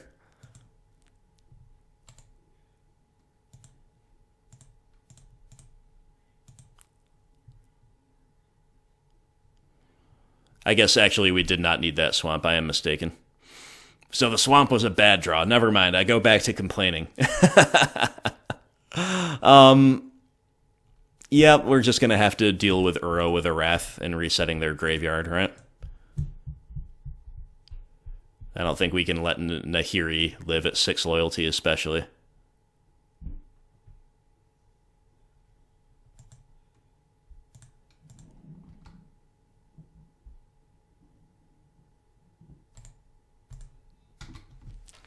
Can't believe we have to play 5-color Niv, man. I see enough of this in Modern, and it's a bad matchup for my decks in Modern, too. I'd love to see something more unique to Pioneer. I do understand the appeal of playing 5-color Niv, though, especially if it's like your main deck, or if you spend a lot of time brewing in a particular format. Oh my god, they found another Niv. Just end my misery now. Just end my misery now. They Niv into only 2 cards, but it's still an amazing 3-for-1. Like, that's a bad use case of the card, and it's still pretty amazing. I guess we're just going to not think too much about it. We're just going to keep jamming, keep trying here. Kaya's Wrath became okay now, right?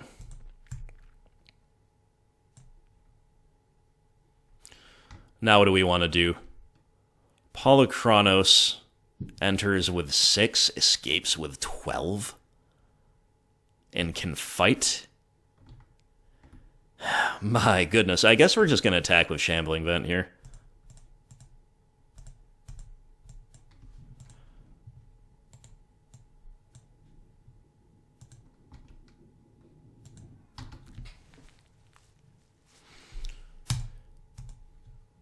So opponent main decking Unmoored Ego. That's very interesting. I guess that's what you would have to do to have a deck like this not lose to combo all the time.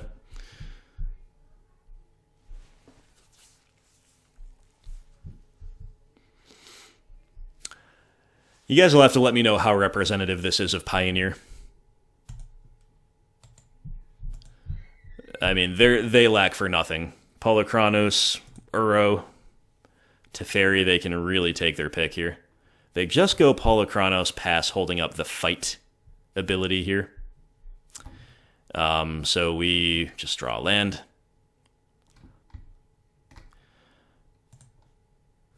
Not much we can do yet. Shambling Vent is not big enough to tangle with the Polychronos. Not much we can do at all. Just gotta keep drawing removal spells, I guess, and even then they're playing a bunch of escape stuff. Anguished Unmaking. Okay.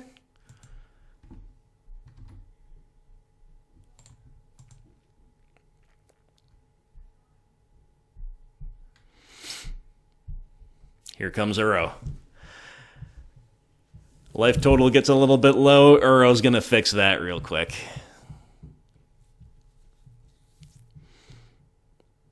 Well, Mike, I wish we had better matchups for your deck. I really do feel like, you know, if you think Inverter's unfavored and then we run into these 2 decks, I think we're getting the wrong side of the wrong half of the format. You know, black-based mid-range decks, we got the wrong half of the deck problem. There's also a wrong half of the format problem, right? Okay, so opponent not holding up the fight ability. We've drawn Cast Down. We've drawn Cast Down, the only removal spell that doesn't hit anything. That's enough for me to concede. That is just enough. That's just enough. Alright, Rest in Peace might be mandatory against Uro. Kambal seems okay. They can probably go over the top of him pretty easily, but he seems viable at the same time. I don't know how much we want Duress. We probably want some number of them, but like... Oh, they just leave the match? Okay. We got him, guys. We got him. I am not going to conceal my delight there. I did not want to play. I did not want to play against Niv Mizzet again. Yo, we're 2-1. Get wrecked. Get wrecked, Pioneer. I think that would have been an uphill battle, to say the least. Not that we don't have the tools. Again, we do have the tools. If we were a pure black-based mid-range deck without a combo, or if we were a pure Heliod combo deck, you know, I kind of like us being in that nebulous zone. I think that gives us more windows of potential win opportunities than you would otherwise maybe expect in otherwise bad matchups. But I still didn't want to really play against it again. I hope we're against a different type of archetype here. And we kind of hope they play to the board with our opening hand anyway, because all it does is remove creatures. I'll keep it. I'll keep it in the hopes of optimism here. We're against... I should have looked at the companion. We're against a Lurrus deck. Okay. The companions continue. We're against black-white auras. Whenever an enchanted creature dies, draw a card for each aura you controlled that was attached to it. Alright, so I guess the players hold up Fatal Push. But they do play that Hexproof Indestructible card, so maybe we're supposed to main phase this push. I don't know.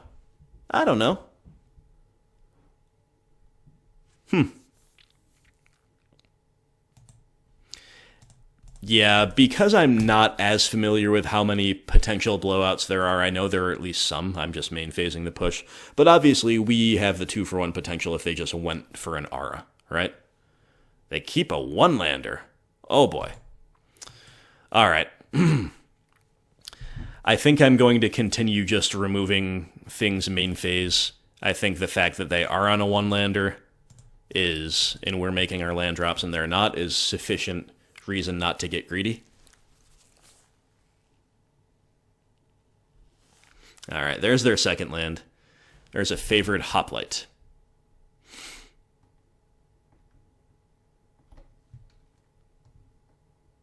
Sentinel's Eyes. This escapes.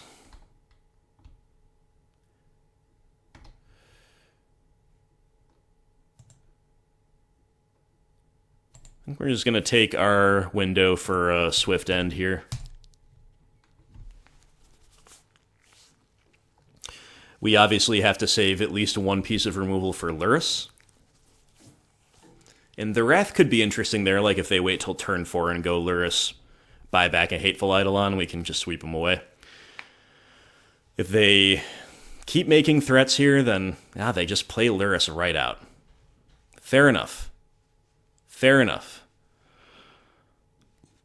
We can't cast this Gideon yet. It's a bit annoying. We also can't cast Kaya's Wrath. So I guess we were pricing ourselves into unmaking the Lurrus, which admittedly is just fine. So we'll Thoughtseize. Ethereal Armor, Griff's Boon, and they did have, or they do now have the Hexproof Indestructible thing. I guess we're taking that.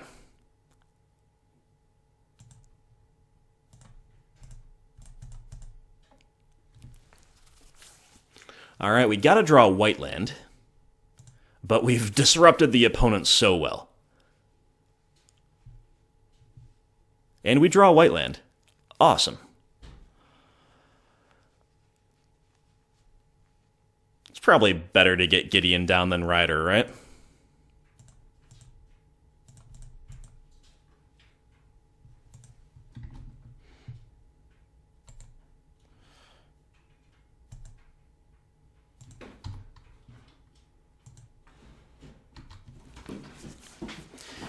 Getting +1 loyalty there does not seem especially relevant.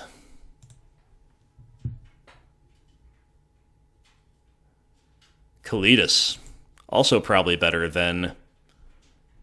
than Rider. I don't have a good sense of whether I should be animating and attacking here or not. But they still only have one unknown in hand. I guess I'm probably supposed to.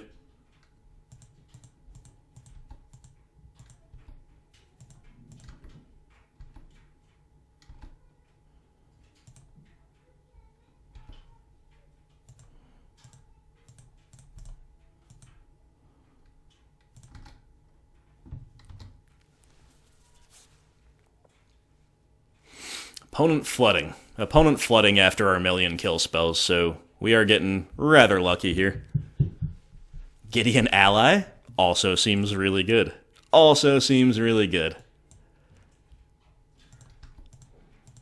We're sending the big boys in. You love to see it. Classic mid-range plan, and not a whiff of the combo either. So I wonder if we are supposed to double down on the combo, or maybe side a little bit away from it. I'm not certain.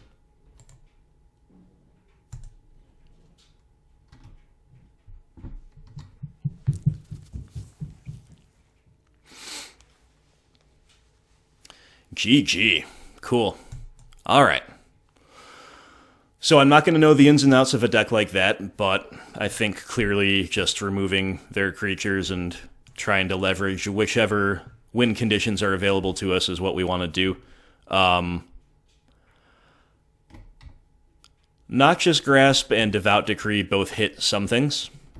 I'm probably bringing both in, but don't quote me on that being, like, exactly correct.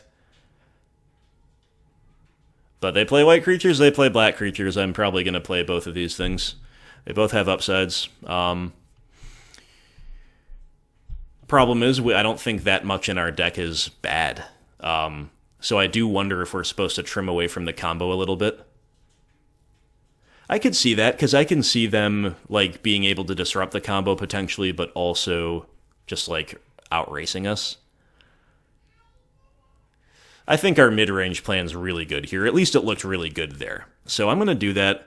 I think what Mike said in his write-up is cut 1 Heliod and 2 Ballista. So why don't we start there, and then we only have 1 cut to make, and if this doesn't go well, maybe we'll reconsider this on the play. Ballista's also a better removal spell on the play, so I kind of like where this is headed. What is our worst remaining card? It might just be, even though Ob and Elspeth both do things here, it might be one of them, just because they're high curve. Again, everything else looks perfectly reasonable.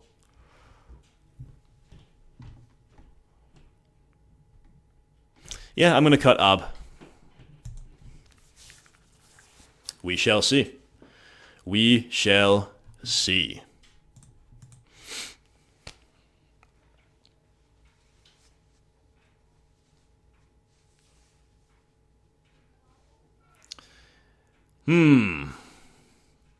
I'll keep it.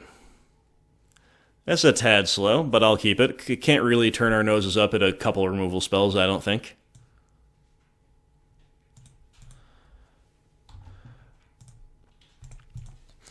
I just, like, assumed Rest in Peace is too bad, like, even against Lurrus, but maybe that was wrong. Maybe we should have considered a Rest in Peace a little harder, too.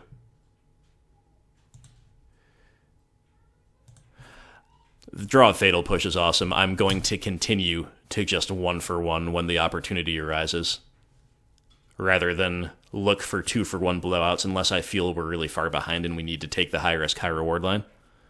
SRAM. And once again, Cast Down failing us. Oh, that sucks. Ooh, that is so bad. That is so freaking bad. Okay.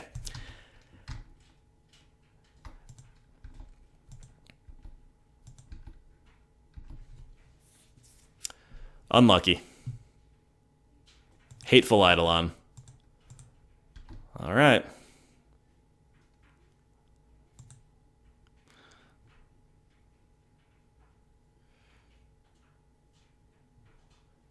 Sentinel's Eyes targeting Hateful Eidolon, so obviously SRAM is going to get some value here, but at least we have a good use case for Cast Down, and at least we have Rider for SRAM next turn.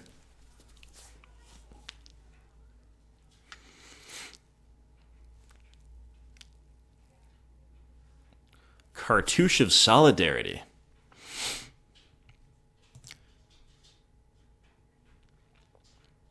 Fatal Push.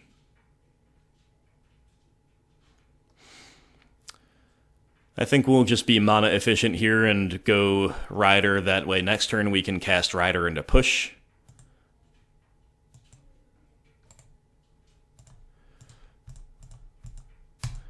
There is some concern for, like, pushing SRAM, though, because Lurrus coming back, we'll need to find another out to, but I'm hoping Kalidas can take over the game, like, if it's grindy. There's some interesting spots here, though. This is definitely much more of the style of gameplay that I'm kind of into, like an aggro deck versus a mid-range deck, rather than 2 mid-range decks and one just kind of is favored. Opponent, with no lack of action here, they have another threat out of hand and another aura out of hand.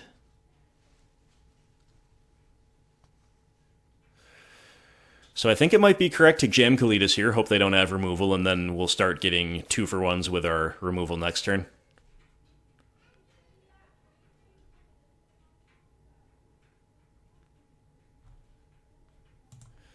Yeah, I'm going to go for it.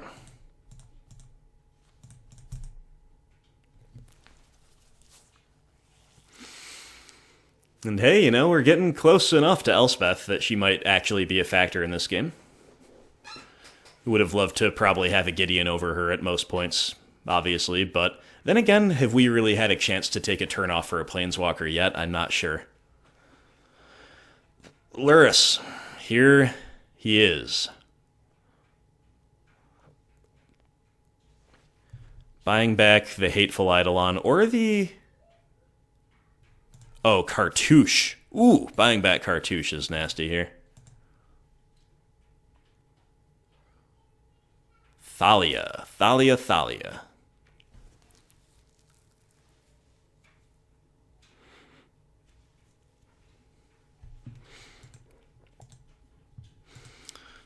Thalia plays.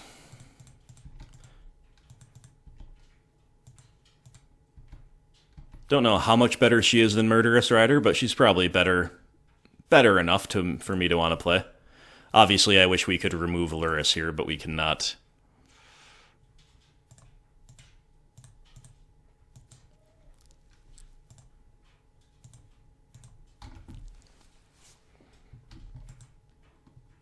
Yeah, Lurrus with Auras is nasty. Maybe I should be playing at least one Rest in Peace. They do have Sentinel's Eyes and Griff Spoon with natural recursive properties. They play a Sram out of hand. Alright.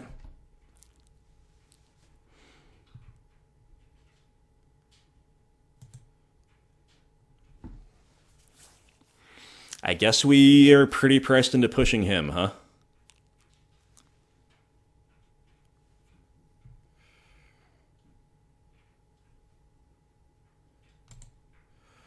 Or do we hit the favored Hoplite?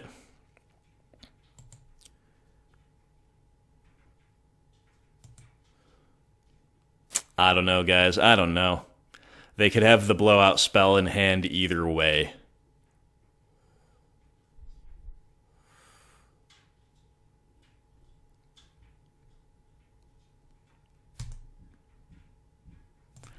I think I'm going for this here, but I'm not sure what's correct.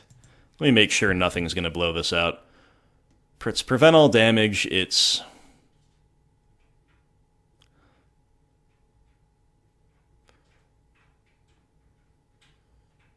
Yeah. I mean, if we're targeting this one, we could wait, but whatever. Let's just do it. Let's just do it. If we're targeting Strom, we have to do it now. If we're targeting Hoplite, technically we could wait. But either way, they have the protection spell, so we are just completely screwed.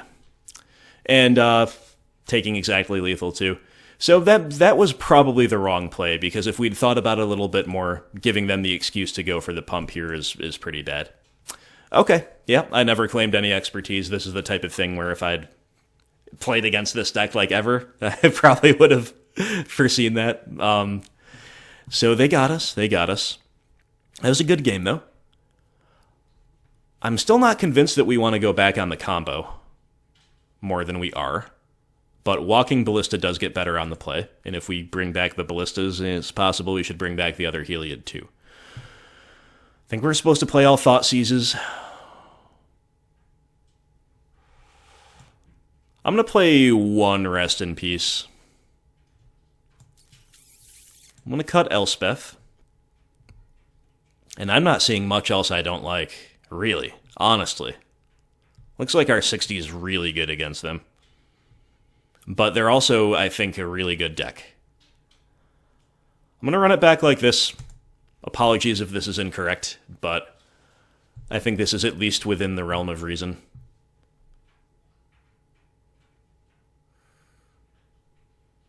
So yeah, pushing Strom there would have extended the game. We would have needed to top deck another piece of removal, though. This hand is so painful, but it's pretty darn good. It's got to be a keep, but yikes, the pain. The pain. Pain is real. Thought Seizes and Shocklands. Really hope to see a mulligan from the opponent to capitalize on our painful but disruptive hand. Opponent with a Thought Seize. Oh no, that's annoying. They only have one creature. For now.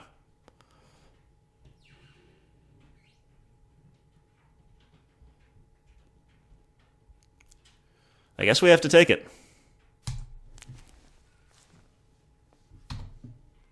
Their hand's really strong, though. They hit another creature, they're off to the races.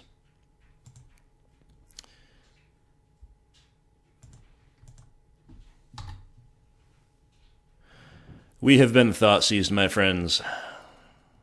We have been thought seized, and they take Ballista. Respecting the combo, respecting also maybe the ability to kill a 1/1. So we'll thought seize back. That means, I was going to say, it almost certainly means they didn't find a creature, but it's still got to be correct to thought seize here. I guess we're more worried about them racing than anything else, so maybe we take all that glitters. But really, we just hope that they have enough of a fail rate for us to assemble either the combo or continue to draw interaction. They rip a creature immediately. That's about as bad as it gets. We need to draw something immediately, and we don't. Rough. This is going to be a rough way to lose. And I think we're in a lot of trouble. I think we're in a ton of trouble here.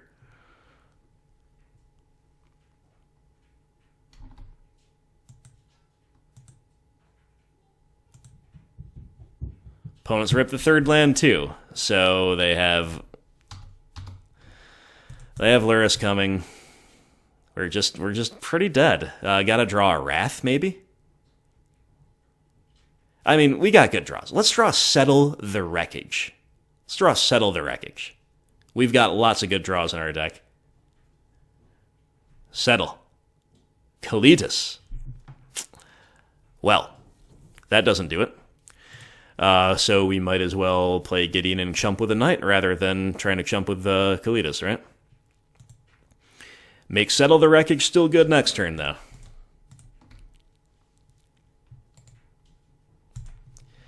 The allies have arrived to buy us time.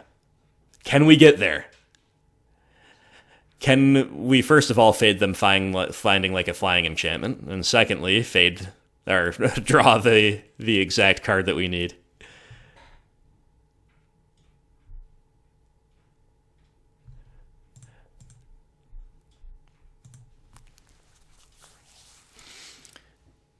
If they don't have much, Gideon will buy us some turns. Maybe they play Lurrus just for additional pressure with no ability to follow up, in which case drawing a sweeper would be game-changing. Here's the Lurrus. Okay, come on, one-time sweeper. Ooh, we don't get it. But Devout Decree is pretty good. Devout Decree is pretty good. Gotta exile this Hateful Eidolon. When it dies, so they will not even get to draw. The problem is Lurrus, obviously. But this is still pretty great. And we get some value out of the scry. We're going to bottom that Godless Shrine. That I can tell you. And Gideon is just still in buying time mode. We got 4 sweeper effects in the deck.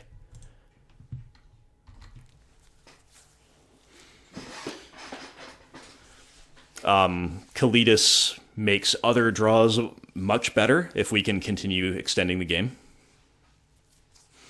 Opponent drew a land for turn. They definitely have a spell of some kind in hand. The life totals are 29-5, so we're very far behind. But I am enjoying this game. This is pretty fun, and it's pretty intense, and we have a lot of outs. Opponent with a Ethereal Armor from Graveyard, followed by, I guess probably this has got to be another Aura from hand or a kill spell. If they have a kill spell, we just lose. Sentinel's Eyes. Yikes. And Favored Hoplite.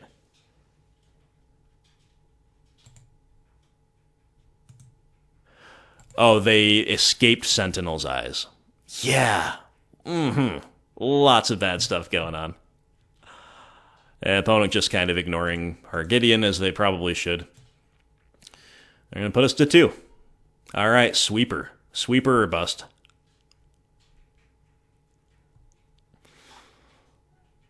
We can do it, guys. We can rip one. We got 4 in the deck. We got 4 in the deck.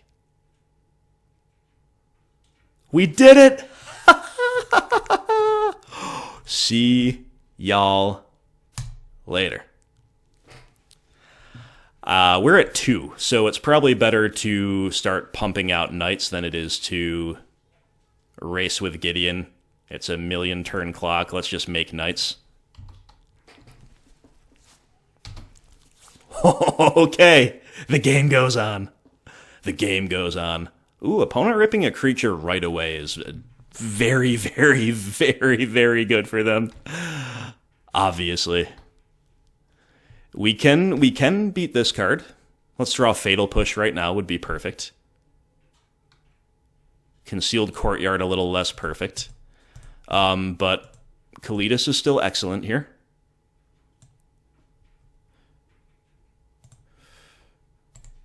Just gonna play it cool. Make some more knights. Say go. Opponents got the chance to brick. We've got the chance to draw a kill spell, which is the Kalidas replacement effect. Oh no, they rip Ethereal Armor. They rip Ethereal Armor. Come on now.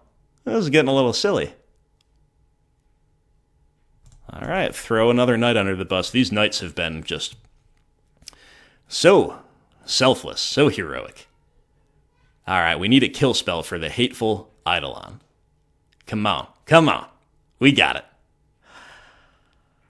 Murderous Rider, we did it. Yeah, baby. Yeah, buddy. Oh, whoa, hold up, hold up, hold up. We'll die if we cast that. We'll die if we cast it. I almost just punted. Can you believe that crap? We're at 2.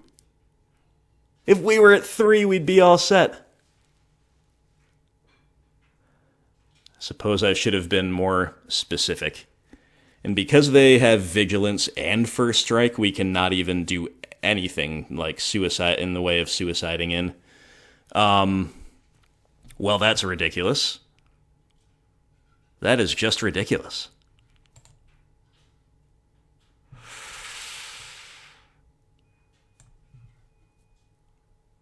I'm gonna make a knight.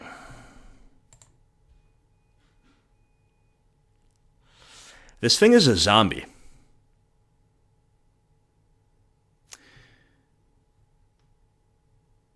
So we can cast it and we can actually sacrifice it to Kalidas.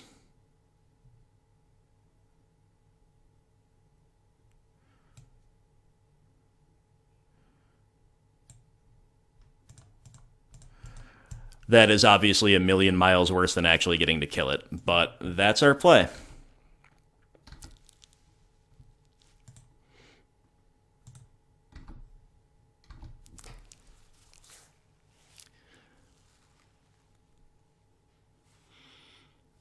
Opponent with a brick.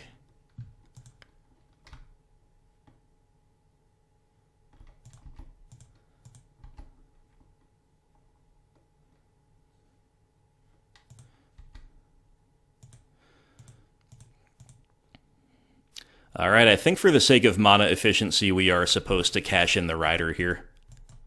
Feels bad, man. But let's do it. Draw Swamp. Oh, no. Oh, no. Alright.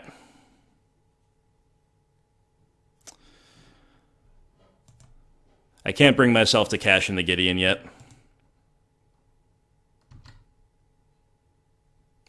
Well, this is turning into quite the stalemate here. The thing that sucks is, like, we have way more outs than they do. We have had way more outs than they did over the last few turns. Remember, we left them totally empty-handed and empty-boarded with no Lurrus. They needed to immediately top-deck a creature, and they did. We have 1,000,000 kill spells. We can't seem to quite draw one, besides the Murderous Rider that we were exactly too low to cast. Just making 1,000,000 knights is pretty good, though.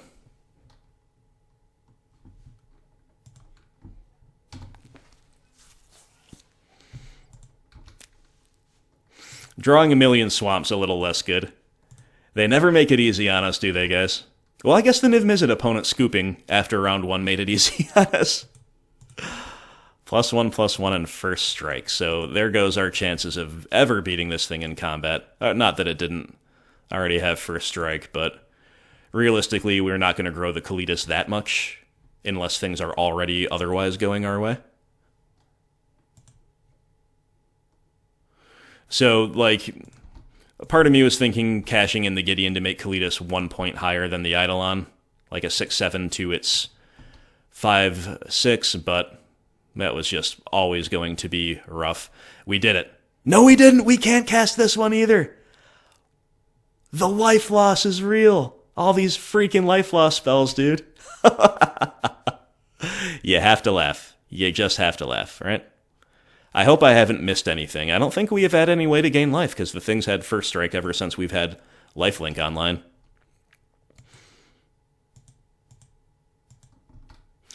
Literally, if we had been at 3 life instead of 2, the game would be over right now.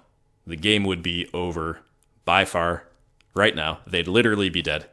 Or we'd have such an overwhelming board state with another backup removal spell in hand.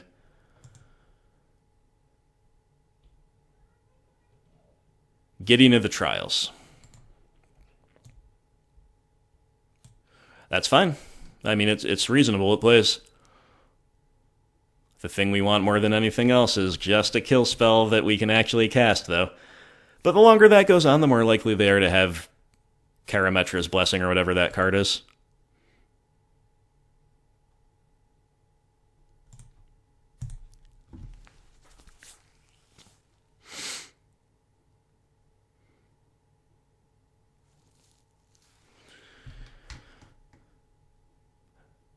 So can we now gain life with Kalitas? Is that how this works? I think so. I hope I'm not about to punt. But I think we can attack with Kalitas for the lifelink, and then Anguished Unmaking will be online.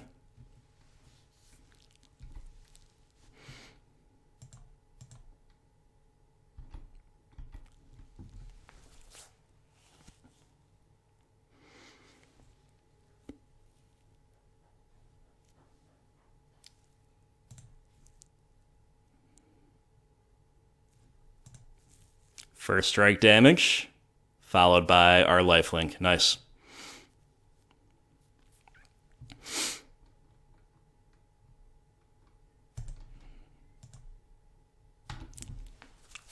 All right, guys. Well, getting to the trials proving to be an awesome draw there.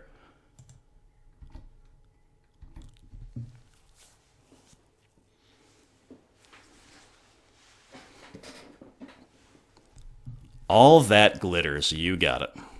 On the warrior. Cartouche of Solidarity. Once more on the warrior.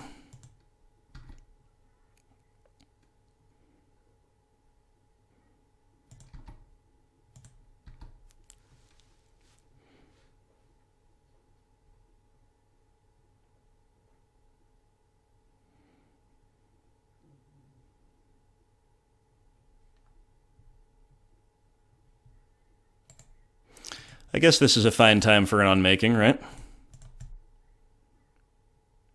And to find target for it.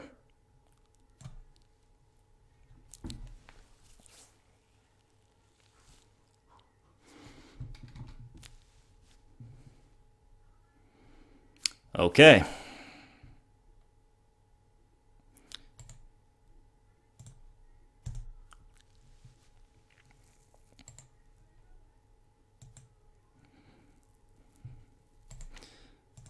I'm going to start racing here.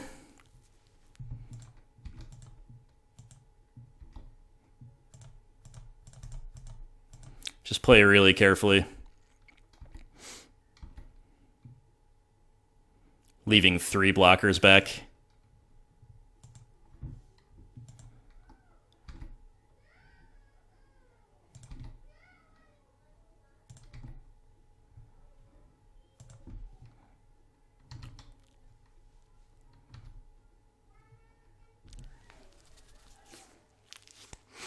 Alright, so despite our bricks, we're in a pretty sweet position.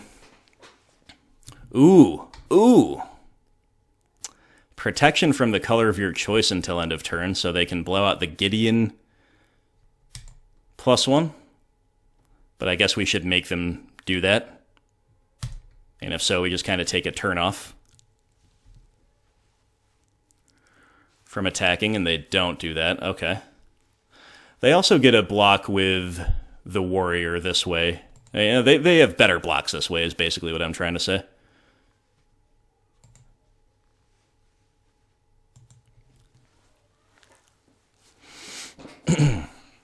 Once again, I think I'm just gonna play pretty cautiously here, at the risk of potentially giving them an out. I also don't want to throw the game away here.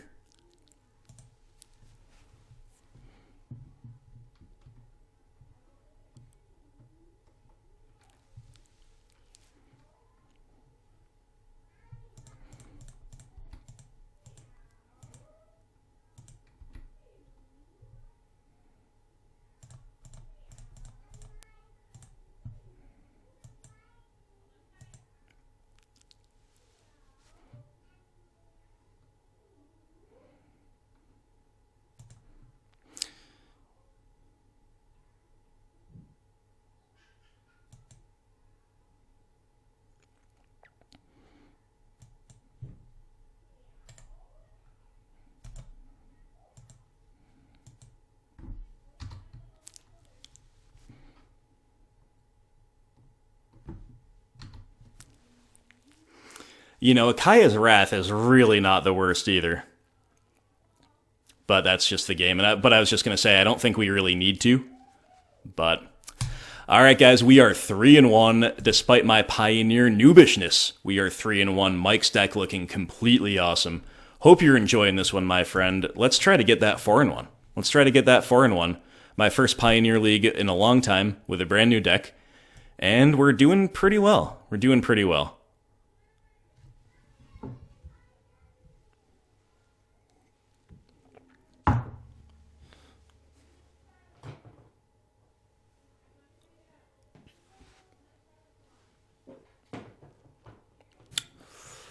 This is a hand that all kind of comes together pretty well. You know, all the cards complement one another. It's pretty one-dimensional, but I'm going to keep it. We are against another Lurrus deck, but we beat the last one. So, let's beat this one too. It might be the same matchup for all I know. But, yeah, looks like it. Okay. Fair enough. Fair enough, fair enough. Well, the principle of just pushing when the coast is definitely clear has served us really well so far. I'm not going to deviate from it now. Again, unless such a time comes as we think that we are far enough behind that we need to make them have it and try to get an X for one.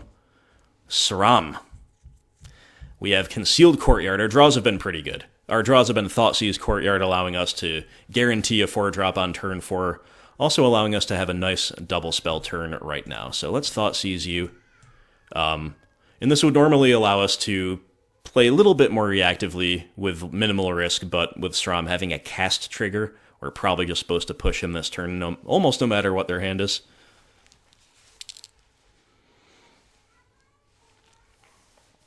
Okay, opponent has a 4-lander, so Lurrus will be involved, and they have Hateful Eidolon, Ethereal Armor, Cartouche of Solidarity.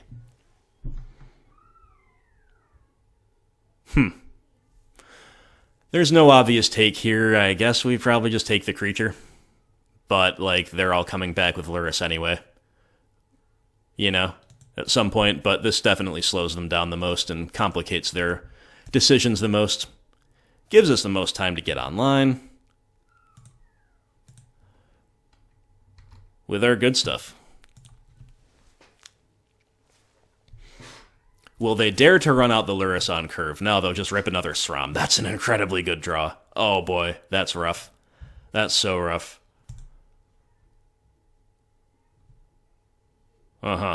Godless Shrine. Okay, well, we have to hope we're going to draw a removal stat. So to that end, and also because Strom already outsizes the Gideon Knights, I'm just going to jam Kalidas. Kalidas is going to be very good here if we can find more removal. If we don't find more removal, we're obviously going to get wrecked.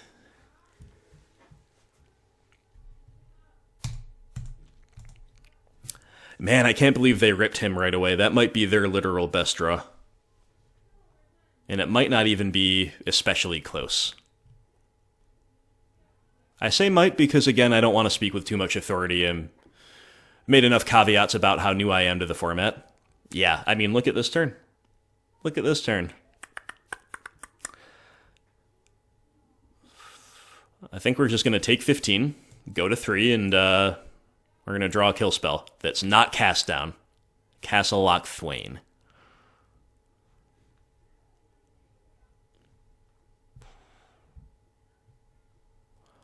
Well, a lot of things will kill us, but we're technically not dead.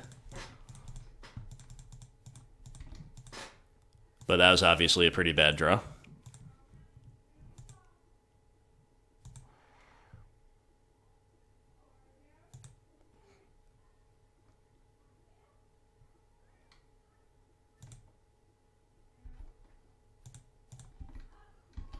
We're cracking back. We're racing you.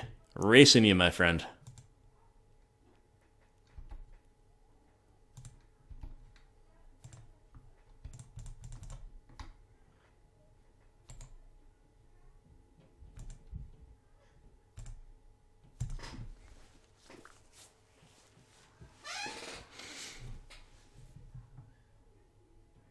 Aha. Griff Spoon. Whoa. Okay, opponent just going absolutely nutso mode on us there. No need for Lurrus when you rip Strom in that spot. Once again, I think we want all of the removal, even though some of the time it will miss some of the creatures, and at least one rest in peace. Probably not playing any duress. Huh. I didn't really consider Deicide. I was just seeing this as like a narrow Heliod hate card, but exiling it trades 1 for 1 with an enchantment, and it's an exile effect. That might actually be playable. I'm going to do what won us last round and move away from the combo. Move away from the very top-end Planeswalkers, because everything else in our deck's pretty darn good. And why don't we try to play a Deicide just to trade 1 for 1 with a with an enchantment? Seems fine. Might be a little tempo negative some of the time, but seems fine. We got to make one more cut if we do that. What if we just cut another Heliod? Like we just have a minimal combo presence.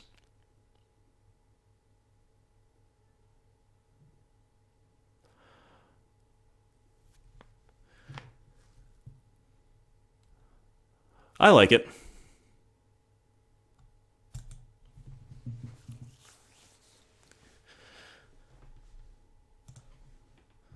All right. Well, we kept a hand that lined up pretty well against them, and we still did not get there at all. This is a one-lander. There's a lot of cards we like, but we can't keep this one-lander. Unfortunate. Send it back to another one-lander. We're going to 5. We're kind of just losing to our own deck here at the end of the league, my friends. My condolences to us, but do we keep this 6, actually? This is a really good 6 against them if we can draw the second land.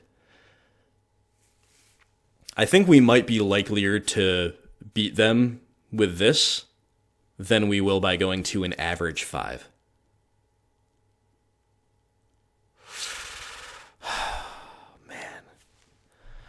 I'm going to keep it. We have to get lucky. Let's bottom our most expensive card. Plan to get lucky. What do you say? What do you say? We'd be planning to get lucky by going to 5 anyway. Apostle of Purifying Light is the only creature, and it's also pro-black. That's our take.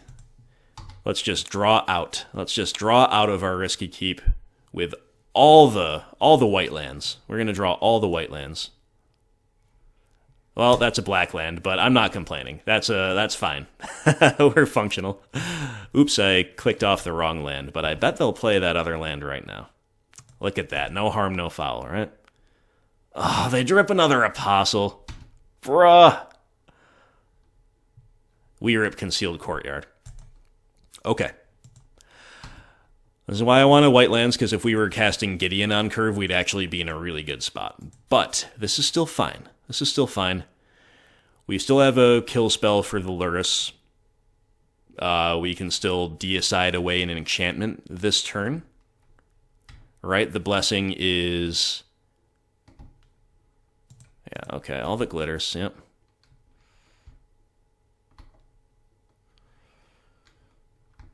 +1/+1 for each enchantment and first strike versus +1 for each artifact and enchantment.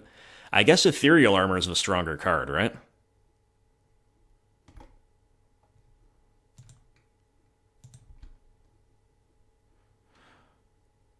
Oh, how I wish that was not a pro-black creature.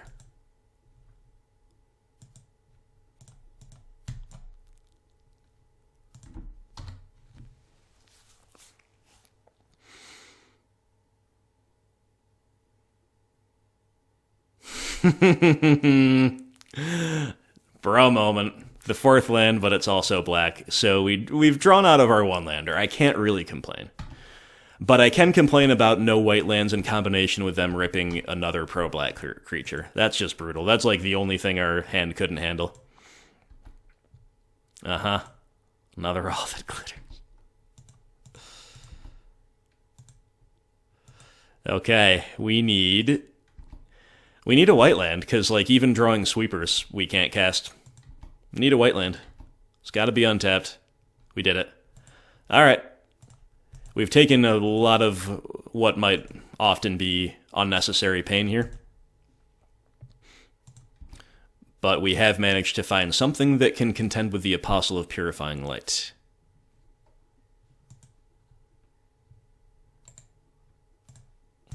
Unless they actually have the kill here if they see it, because they can get protection here and then they can untap and kill us. Yep. Alright, well, we're just dead. Might have... I mean, I guess the game technically goes on if we had emblemed, but... like, if we just trade the Gideon for one turn, there's no way. There's no way. There's no way we get there anyway.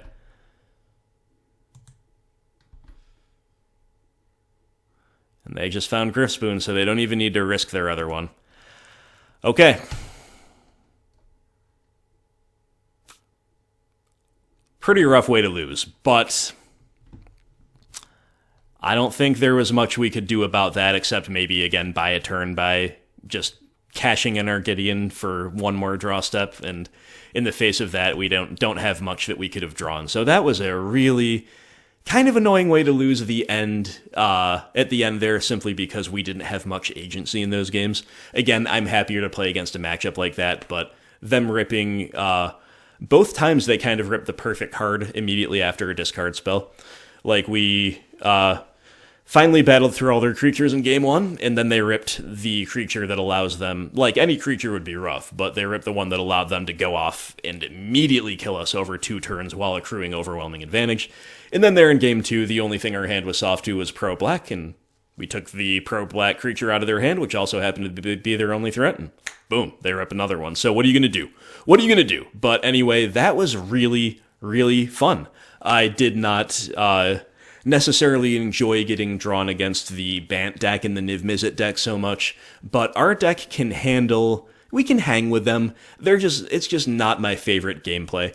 I don't like opposing midrange and control decks when they're not black. That's basically my preference. I'm never going to be thrilled about playing like against a Bant pile, especially when Bant is the strongest, color trio happening in any given format. It's just not my favorite thing, but I realize at least some of that is subjective, but I do think a little bit of it at least is objective, and you can... listen to one of my many previous rants about resource depletion versus resource generation to get kind of the underlying philosophy behind my preference that I do think, again, carries at least some degree of objectivity. But Mike, my friend, there you go. I don't know if a more savvy pilot could have picked up some of the matches that we lost, or at least some of the games that we lost. I'm not denying that possibility at all. I hope it wasn't the case, and I hope even if it was the case, this was entertaining and in a good way to get your brew a little bit of time in the spotlight, a little bit of its moment in the sun. And guys, my Pioneer expertise is limited, but from my limited knowledge and my limited experience, I think this is a really sweet deck. It does have a bit of a wrong half of the deck problem, but there's no way you won't have that when you're on any kind of a black-based midrange deck that I know of. So, yeah, you can draw the Wraths against Inverter. Although we used one in Game 1, Round 1, as I recall, and I think it was actually decent. But usually it won't be that great, or you can draw your fatal pushes against a resolved Niv Mizzet or whatever. But most of the time, the black-based Disruption will line up pretty well, and the combo kill will give you a free win and will give your opponent something else that they have to compete over. We only comboed off once this league, so as you can see, the mid-range plan appears to be mostly the plan A, but I do think we kind of drew the combo pieces unusually infrequently. But I think the combo will be, it's more like a plan 1A and 1B rather than A and B, right? But you guys can let me know. Mike, I truly appreciate you, my friend. I appreciate the comment that you gave me on the video where we first made contact, and I've taken it under advisement. I really appreciate you supporting the channel by funding this donation league, and I really appreciate you jumping through the extra hoop to lend me all these cards. So very generous monetarily, very accommodating with your time. I hope you enjoyed this, my friend, and anybody out there, I hope you guys enjoyed it as well, and I also encourage you to share your thoughts on this archetype. If you have any tech you want to suggest, if you have any thoughts on the overall composition, or if you have any generalized feedback on its position in the current meta.